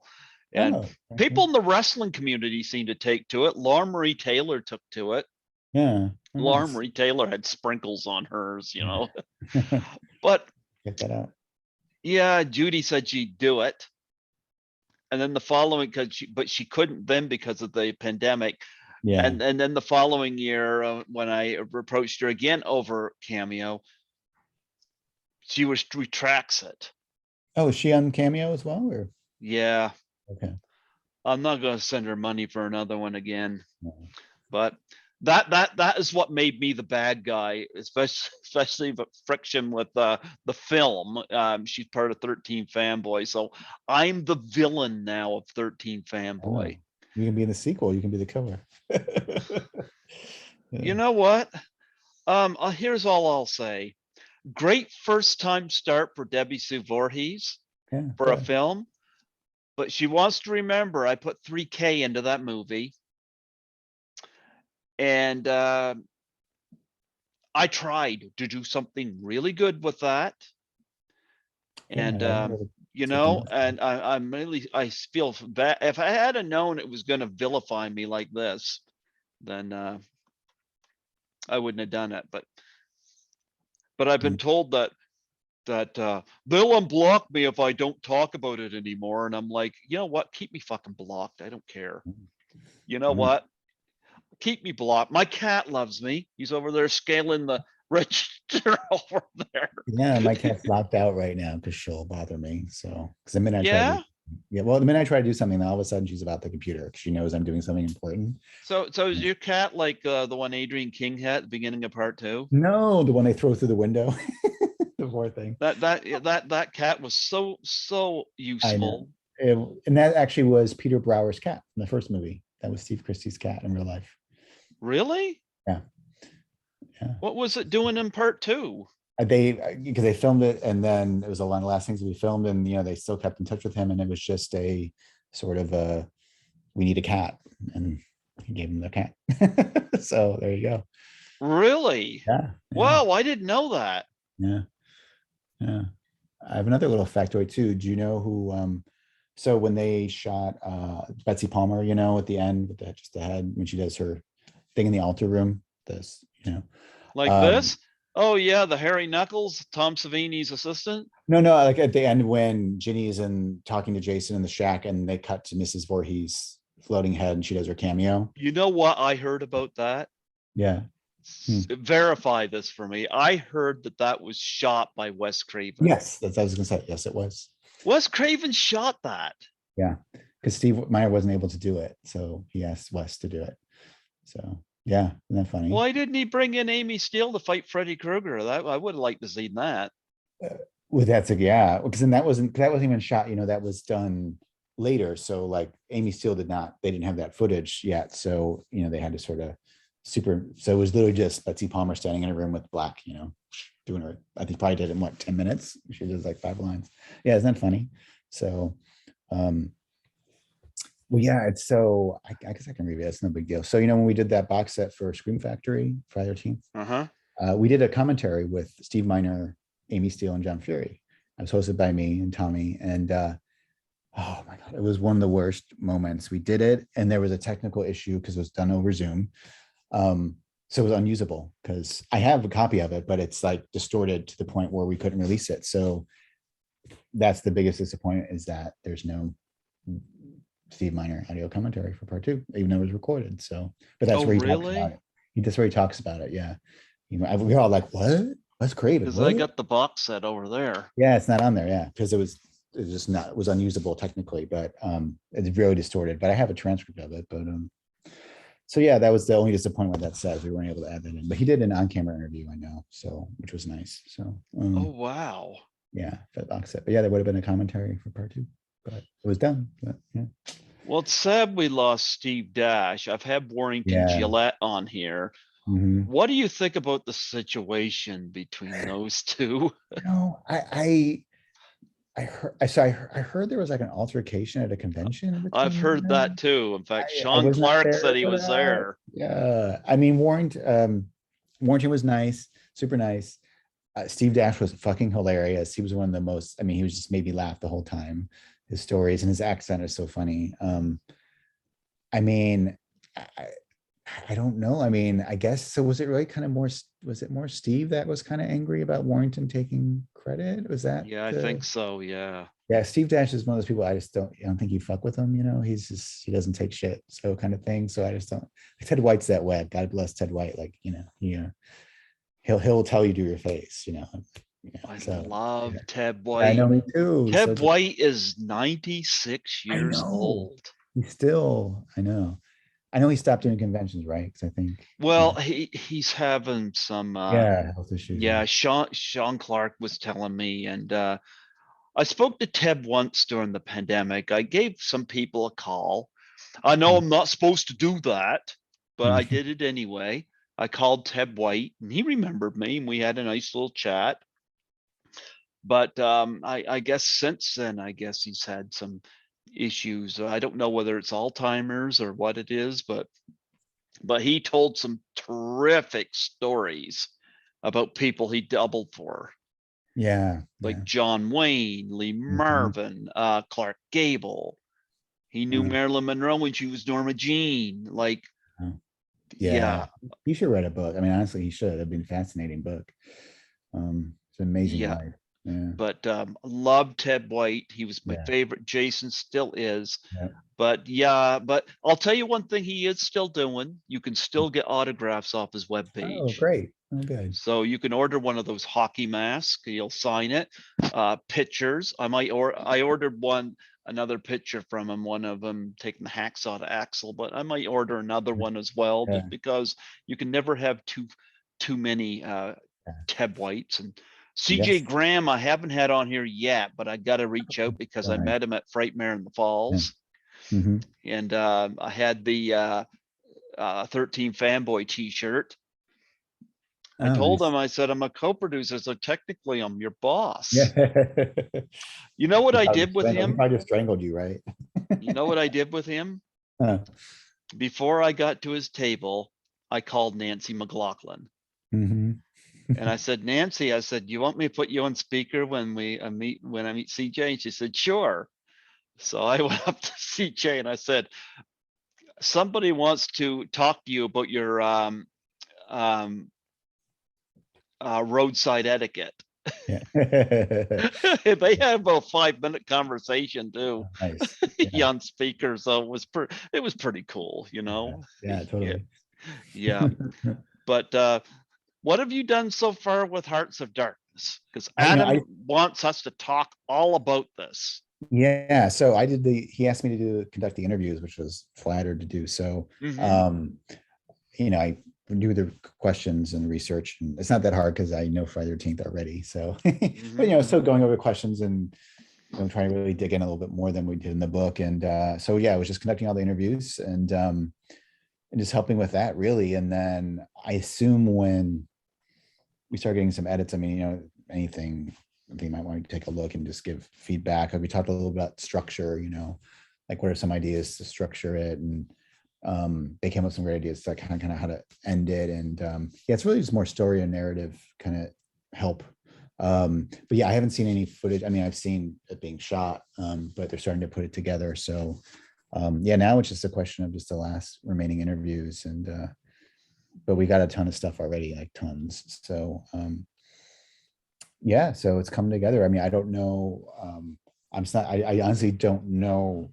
There's no release date for sure, but I mean, I know they're hoping to have more concrete by fall. You know, I don't know if it'll be done by fall, but that's why I don't want to promise anything. But it's coming together. So it's what we're March now. Yeah. So, Mhm.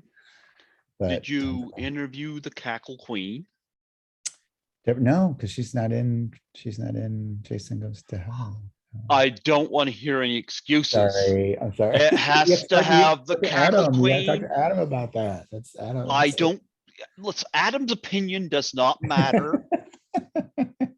As an associate producer, She was there for I every interview. She's been there. She's just look, on the camera. look, she needs to be on camera cackling. Yeah, well, when we did a screening, we filmed some of, there's a Jason Goes to Hell screening here that we Yeah, but filmed and she's she was not, there.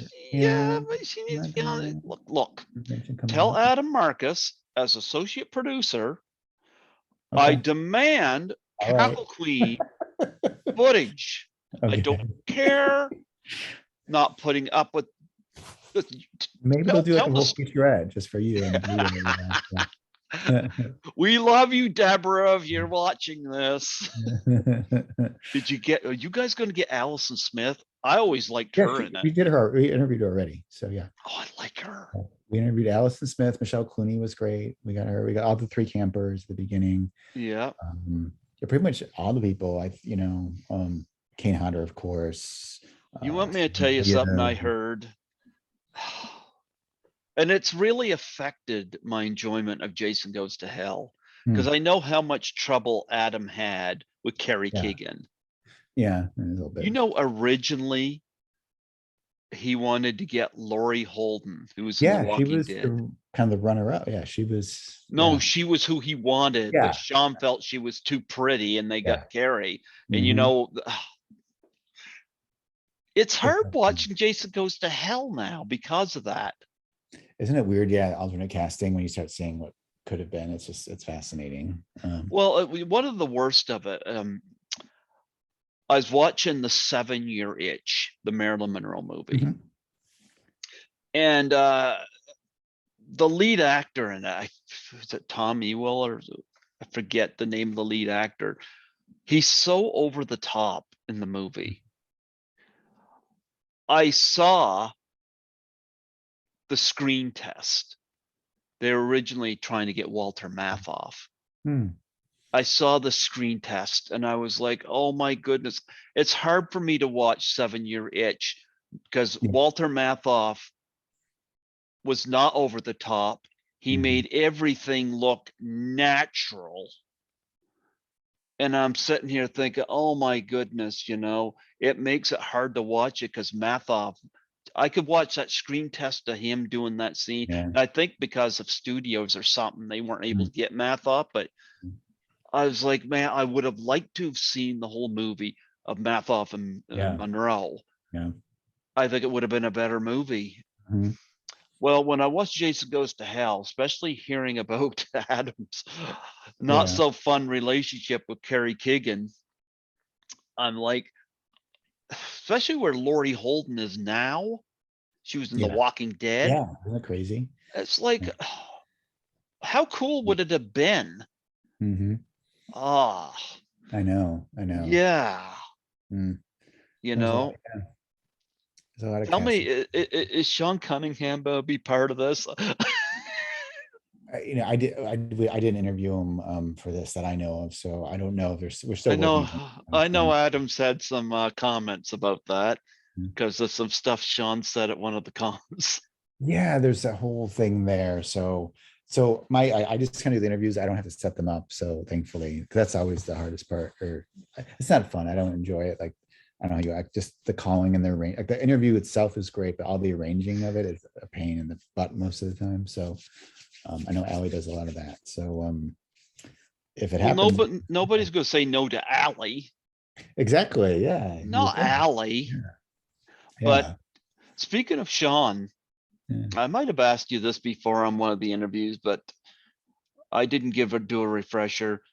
What did he have any involvement in Friday the 13th Part 2 at all? No, I mean, Susan was creative. an editor, but Yeah. I mean, I think he, helped Steve. I mean, he just gave him some, you know, encouragement, but he was not creatively involved at all. oh, Yeah. He wasn't on set or anything like that. But I think Steve probably asked him for, his advice here, there. I think Sean said at the beginning, but Steve already knew what he was doing. He didn't, he had done, a lot of work already. So yeah, I think, yeah, no, Sean said him and Victor were just kind of like, we don't get it. We don't understand Jason. It's a dumb idea. And they had a totally different idea. They want to do like a Halloween 3 kind of situation, every new Friday thing to be a new movie. It's totally different. So yeah, Sean didn't come back till Jason Goes to Hell. He had nothing to do with. He's like, he collected his check, like John Carpenter always says, right? They get that check when someone remakes or does a sequel or whatever. So do you get to do the cons often? no, So I was I have wondering not. how many of these you get approached to sign. Well, that's the thing.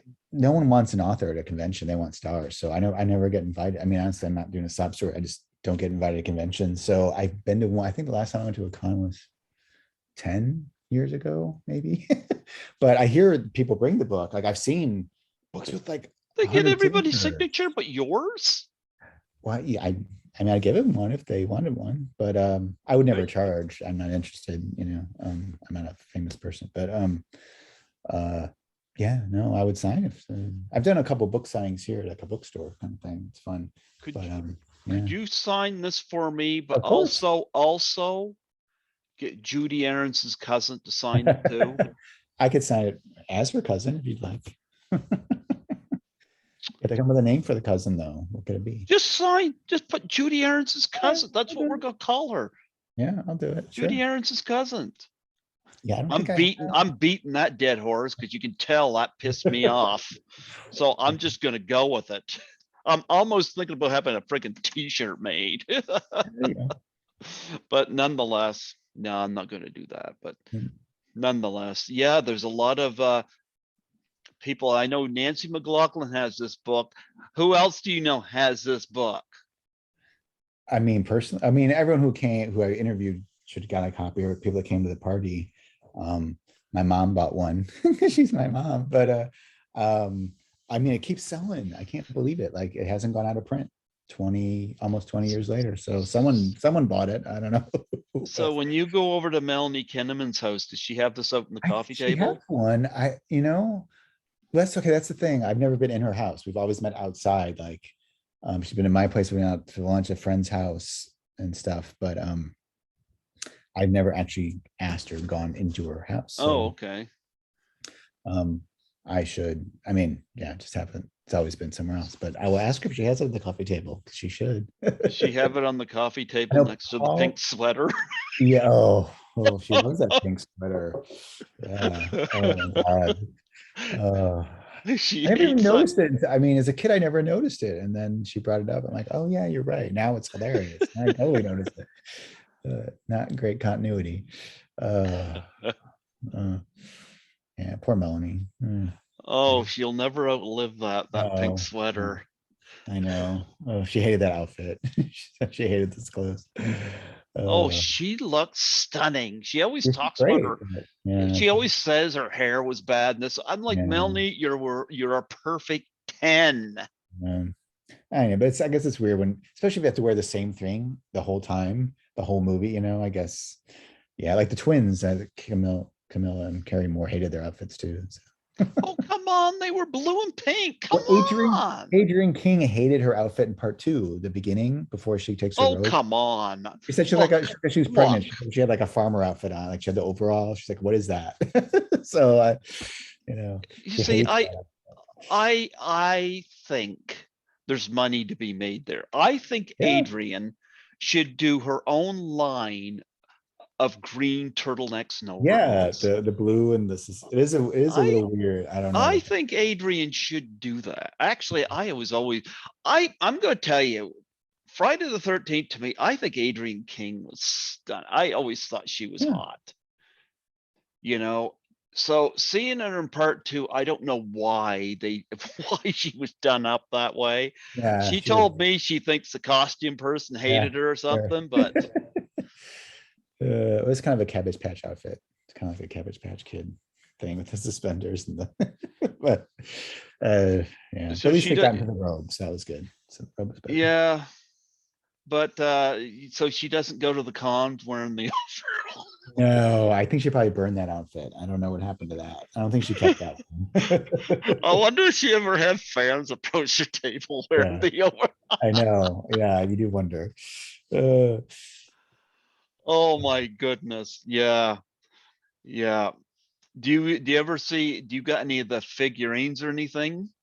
Not really. I'm not a big collector, believe it or not. So I don't have like Adam Marcus. Oh my God, his house is like a shrine. I mean, Deborah, she'll talk about the garage is full. I mean, it's just, I don't know how much money, I mean, his place is worth. So it's incredible. I have nothing compared to, I have like a mask someone gave me, a teddy scare. I got a signed poster from Sean. Um, a couple, I have just some research stuff. I collected posters and magazines and stuff researching. I have a lot of photos um, that I've assembled like in binders and stuff like that. But that's it. Yeah, I don't have a lot of dolls or anything like that. Yeah, I see people have these huge man caves, right? Do you have one? Tons of stuff. Well, I'm just in between places. Like your book, I literally had in a box because I'm in between. This is supposed to be a temporary location Mhm, until I'm into a better location. mhm. So I had your book was in a bag with or bag box with other books, and luckily it was one of the boxes that were on top. Yeah. But nonetheless, I read it cover to cover, loved it.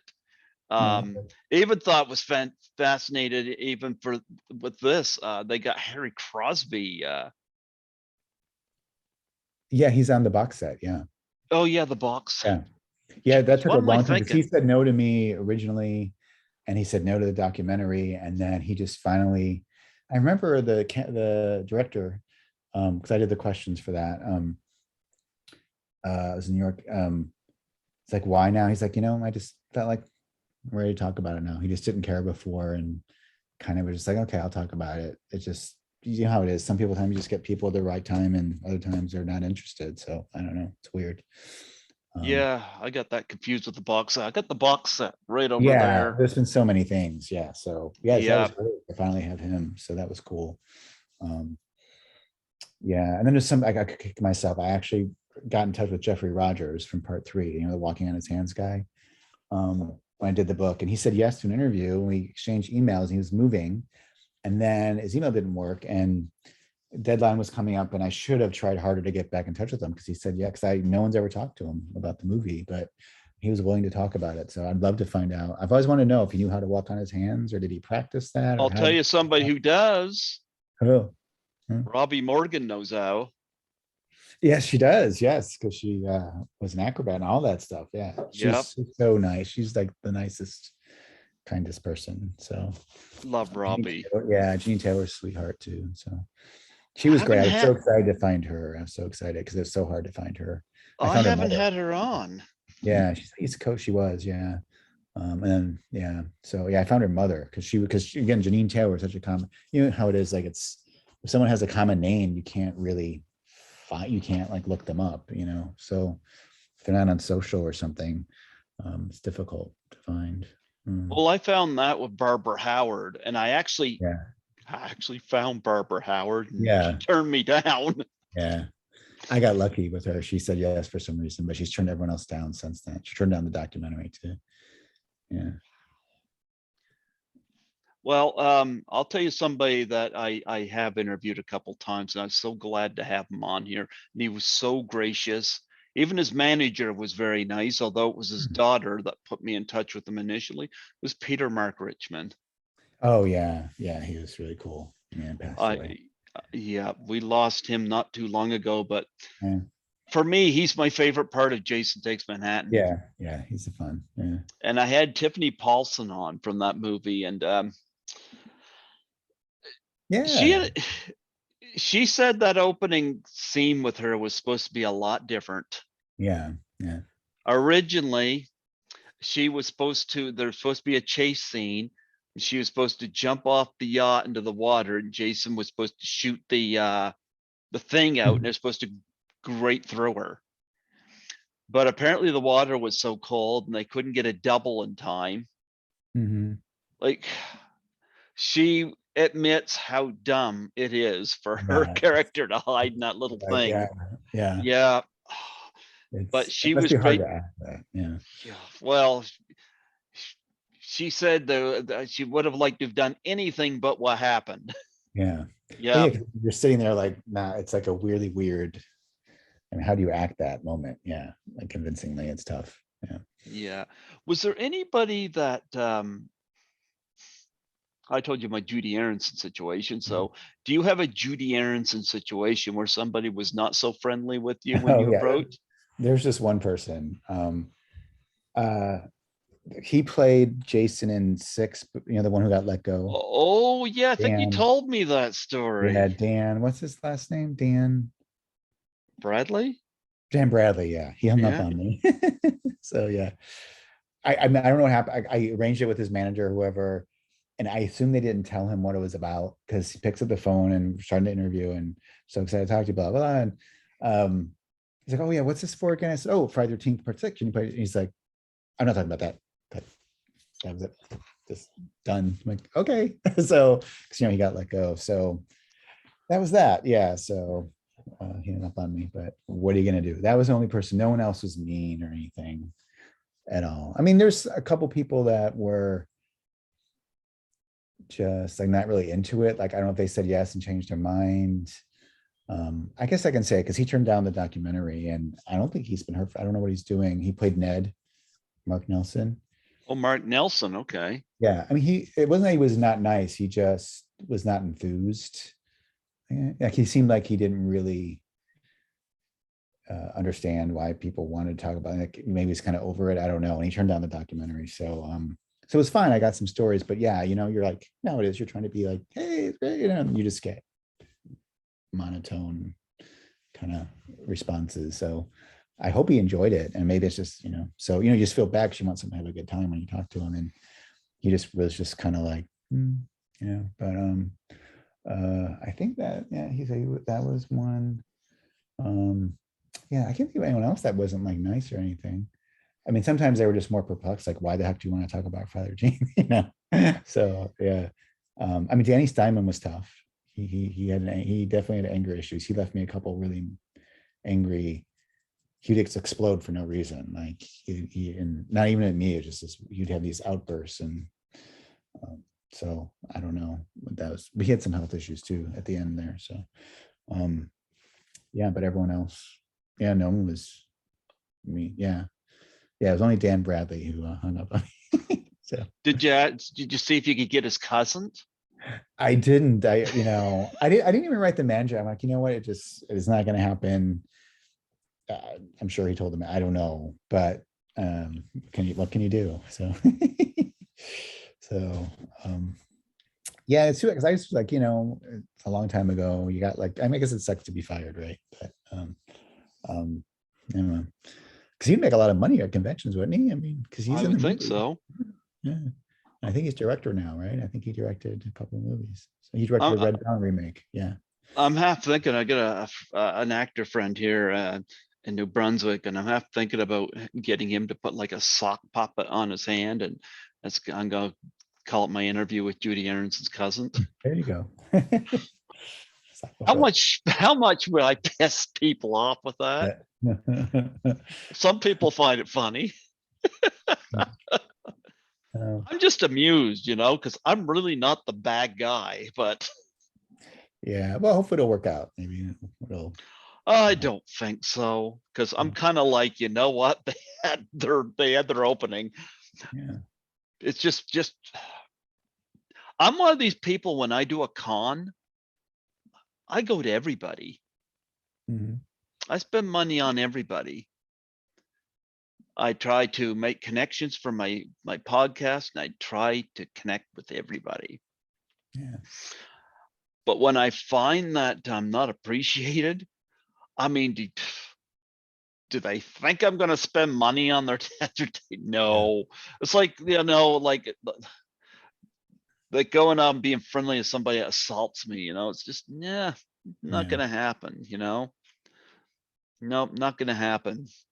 Yeah. But hopefully they'll bring you into some of these cons. I think you should. I mean, if people got all these signatures and they don't have yours, that kind of Yeah, odd. well, I mean, even being an author, no one really cares, I guess. So, it's I all good. do. I've had you on here Oh, three thank you. I times. know. Thank you. I thank you. I appreciate it. So I get it. People want the star. I heard that's even hard for like directors and writers. Like, people want the celebrities and they don't always want to talk to the behind the scenes people, even. I don't know if that's true, but Well, like I said, for 13 Fanboy, I yeah. interviewed 25 people, and I Yeah. remember I put Great. a post on there Yeah. asking for behind the scenes people because Yeah. I mean, I love that. well, here's the thing, there's a lot of people that don't get to tell their story. You get a lot of Mhm. I like having mainstream people, don't get me wrong. Yeah, of course. It's nice to have them, Mhm. but you want to make sure you don't want anybody to feel left out. Yeah. Mhm. You want people to feel like they matter, Mhm. you know? So I feel bad that you don't get to sign your name on these books. I think That's you okay. should, No, you I'm just know? happy people buy the book and like it. That's really what it's about. I'm not a big, again, social media person, I'm not an actor or anything.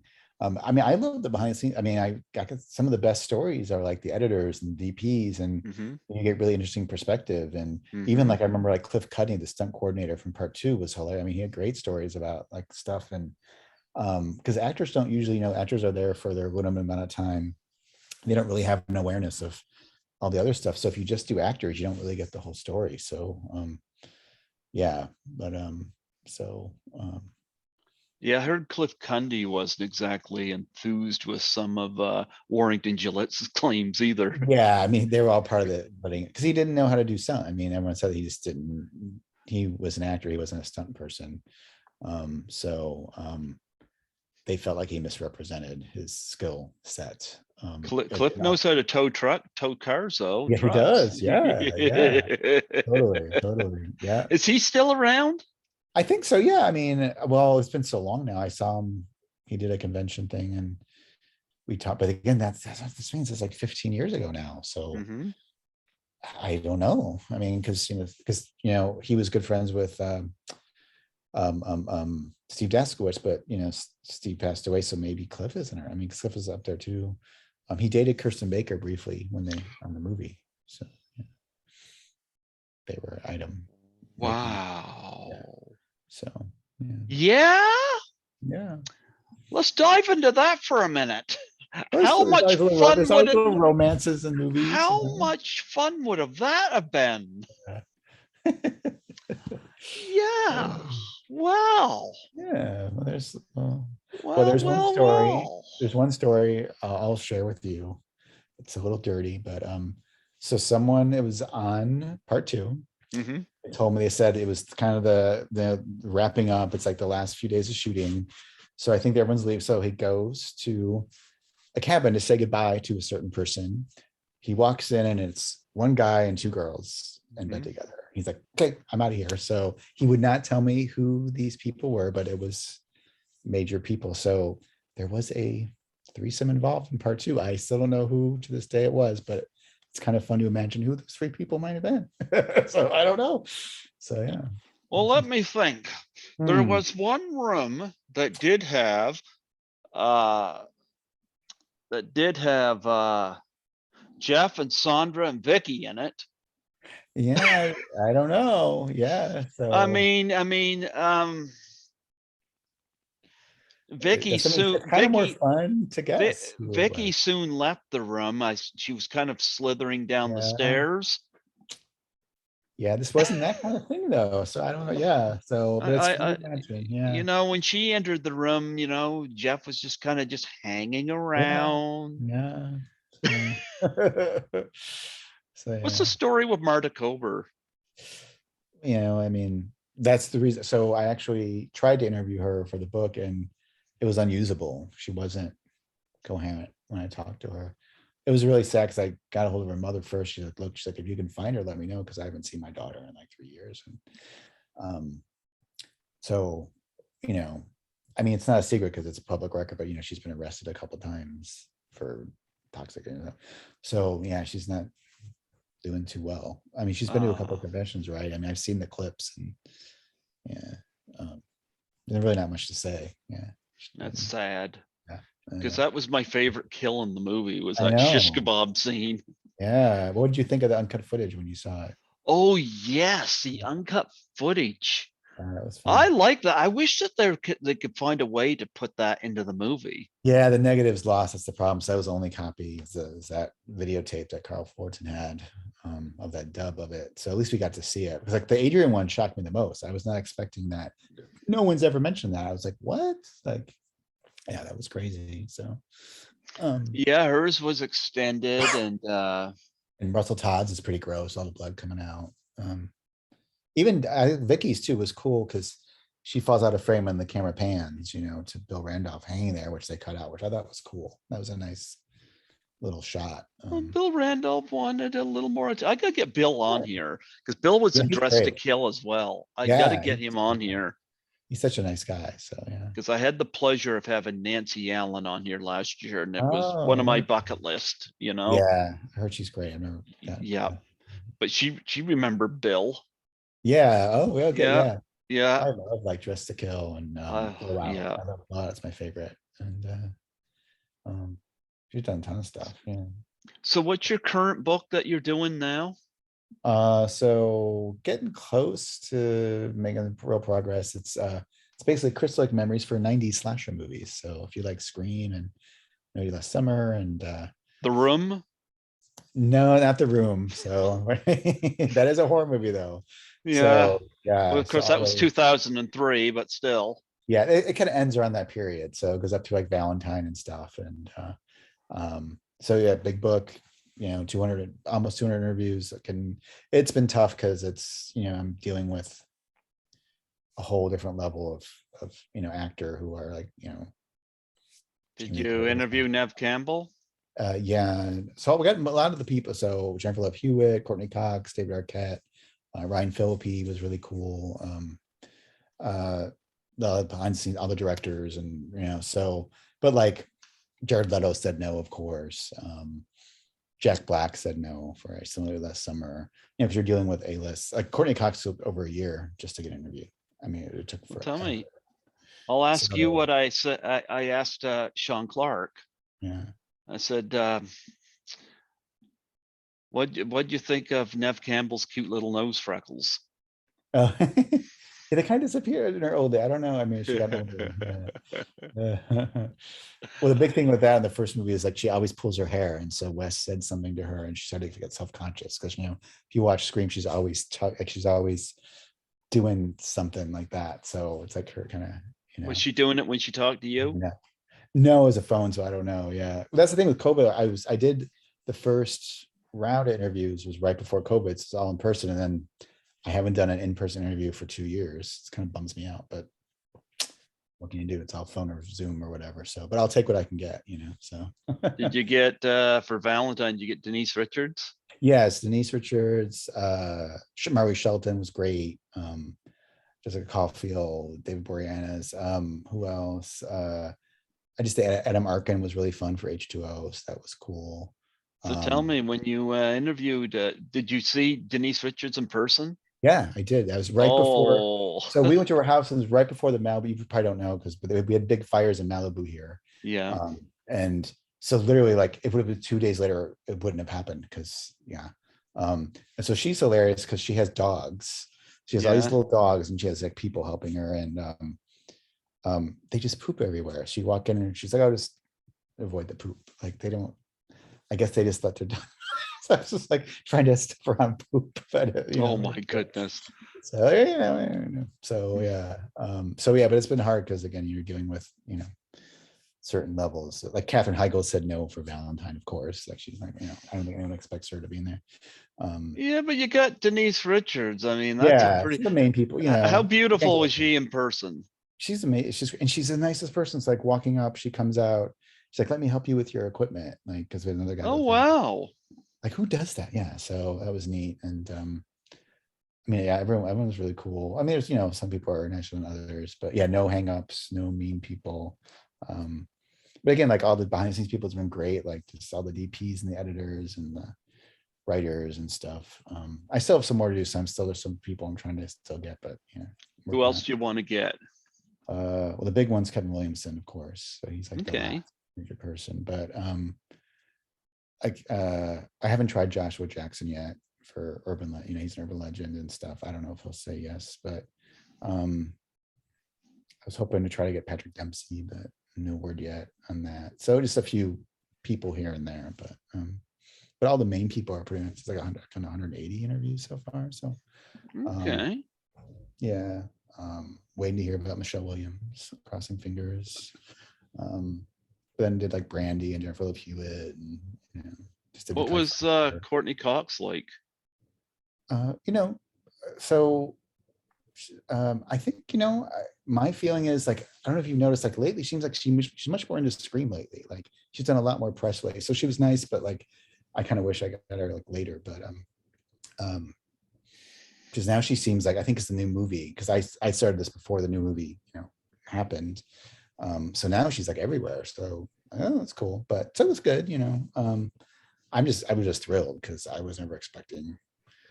I can't believe anyone talks to me. You know what I mean? So I still feel that way. I don't know how you feel. Like when someone says yes, I'm like, really? You're going to talk to me? Really?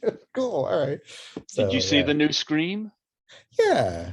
I'll be honest, like the first three, like I felt like that was enough. And it's kind of getting a little tired. Like it was well made and it was fun. I had fun.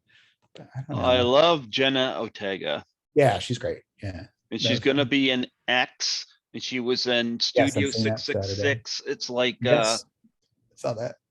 it's kind of like Jenna Ortega. She gonna be the next Scream Queen because she's really good and Yeah, she's really she young. is. She's Yeah, like she is. 19, and this is She what looks she's so doing. young.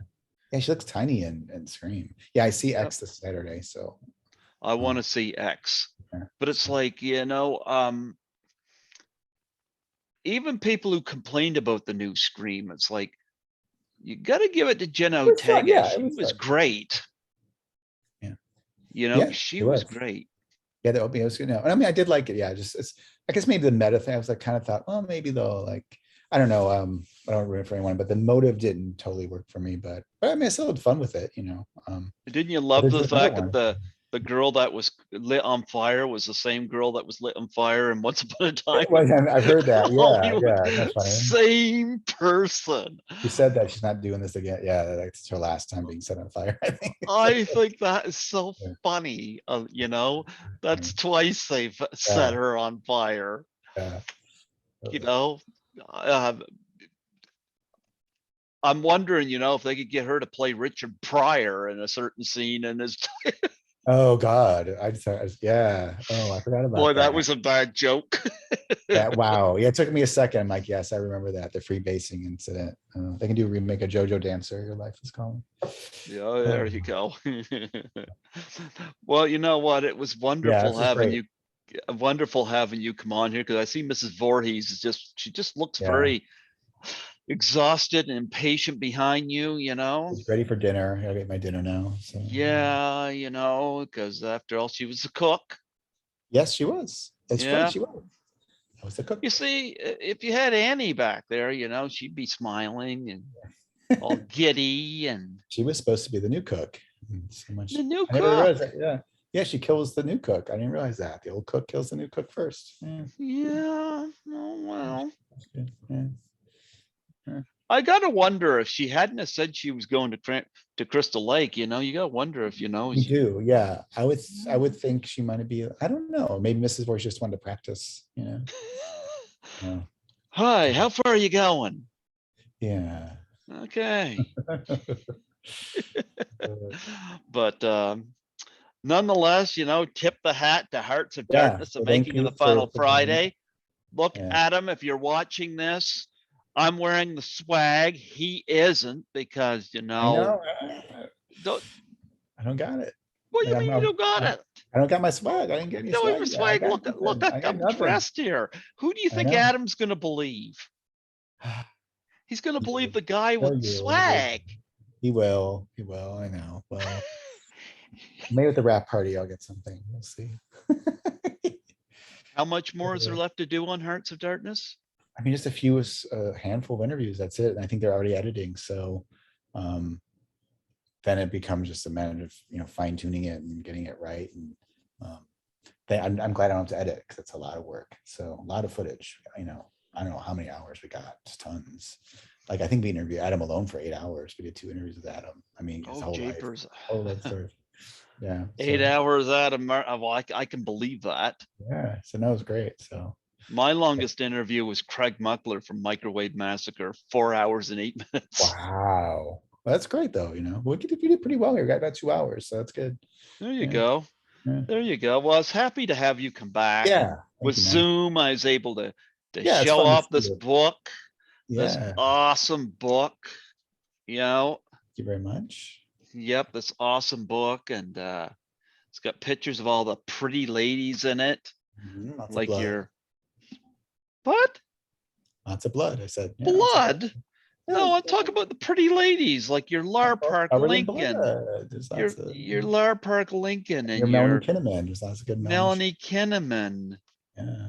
Yes, Melanie Kinnaman, and your I have all the originals, the high res original. If you ever want any of those photos, like the bigger version, just let me know. I have all the original side, because you shrink it down for the book, but I have all the original slide scans. look at that gorgeous smiley Yeah, there you go. face. Yep. Lovely Lar. That's what I call her lovely Lar. All kinds of nice pictures. Yeah, you need more close-up pictures of Melanie in this. I know that's I have a few that we didn't put in the book. I'll dig them up, send them to you. So, I love Melanie. I got a Yeah. couple of autographed pictures of her. yeah. Yeah, love Melanie. Anyway, you know what? It was wonderful having you Yeah, come it's on great. here today and talk about Crystal Lake memories and Hearts of Darkness. And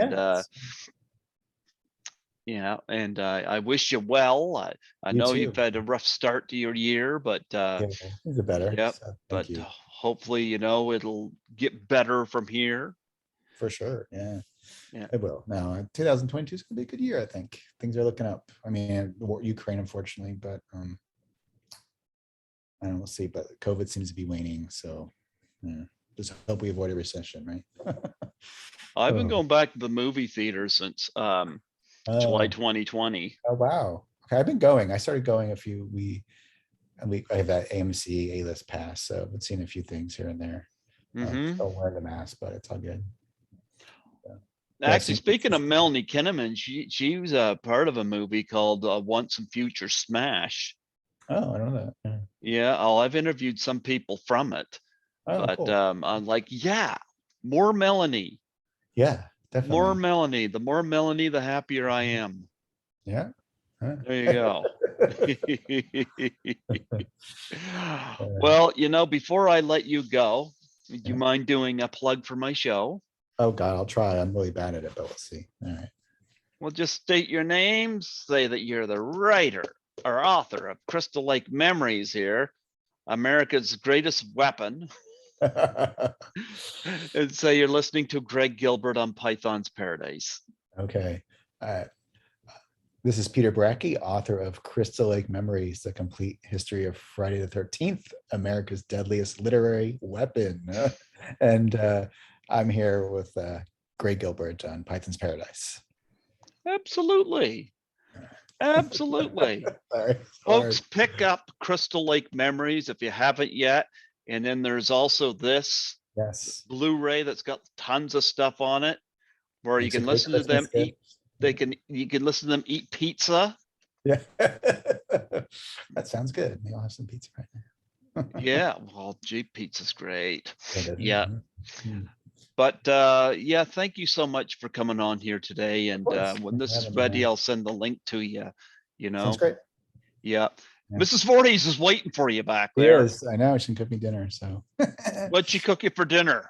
Well, I don't. Well, we have to go, but really fast. When I did the interview with her, she was in New York. We did it over the phone. Kid you not, 2 weeks later, she sent me a tin of cookies that she made and this really nice letter. I actually have the letter framed.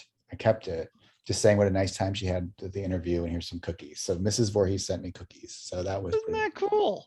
yeah. I ate them. They were good. Yeah. Oh, yeah? What kind of cookies? Sugar cookies, little star sugar cookies with like sprinkles. So yeah, it was sweet. And I still have that letter. Yeah. So Did you yeah. ever say to like Adrian King and company, did you say, look what I got from Mrs. I should Voorhees? have, like, hey, there's my fucking, I want more cookies. This is ridiculous. It's like you guys got terrorized. I got Yeah, cookies. yeah, totally. She's so sweet. So it's like, wow. Did you have any of Adrian's wine? I'm not, oh, she gave me some, so I have some. But I'm not a big drinker. So it's kind of lost. I mean, I like the label. I just like, that's what I like. It's cool. So. Wish I could have it, but she can't ship it here to Canada. Oh, interesting. Okay. Yeah, she gave me a person we met, and she brought a bottle for me, and so I still have it and everything. And she gave me a nice picture of one of her drawings, so I have that framed as well. But yeah, I'm not a big drinker, so it's kind of lost on me. But yeah, the label is the cool part. So Yeah. yeah. Oh, well, you got sugar cookies. I did. I ate them all myself. Yeah, I You didn't got sugar share them. cookies and she got attacked in the lake and she Yep. got made to wear really bad clothes in part 2. So part of my light's going away, but There you go. I need to, yeah. It's Well, getting you dark. know what? It was wonderful having you come on here tonight, and I thank you. And yeah, we look forward to your next book where we can get the exclusive on Nev Campbell's nose freckles. I'm excited for that. So thank you. We'll talk about it when it comes out. Yeah. So Keep me posted. I'm glad we're in touch on Facebook, and yeah, when your next book is ready, sounds the good. door is open for you. Thanks, man. All right. I'm looking forward to it. Absolutely. Have a God great bless you, one. man. Yeah, you too, man. So Thank you. great. Thank Bye you. bye. Yep. Bye bye.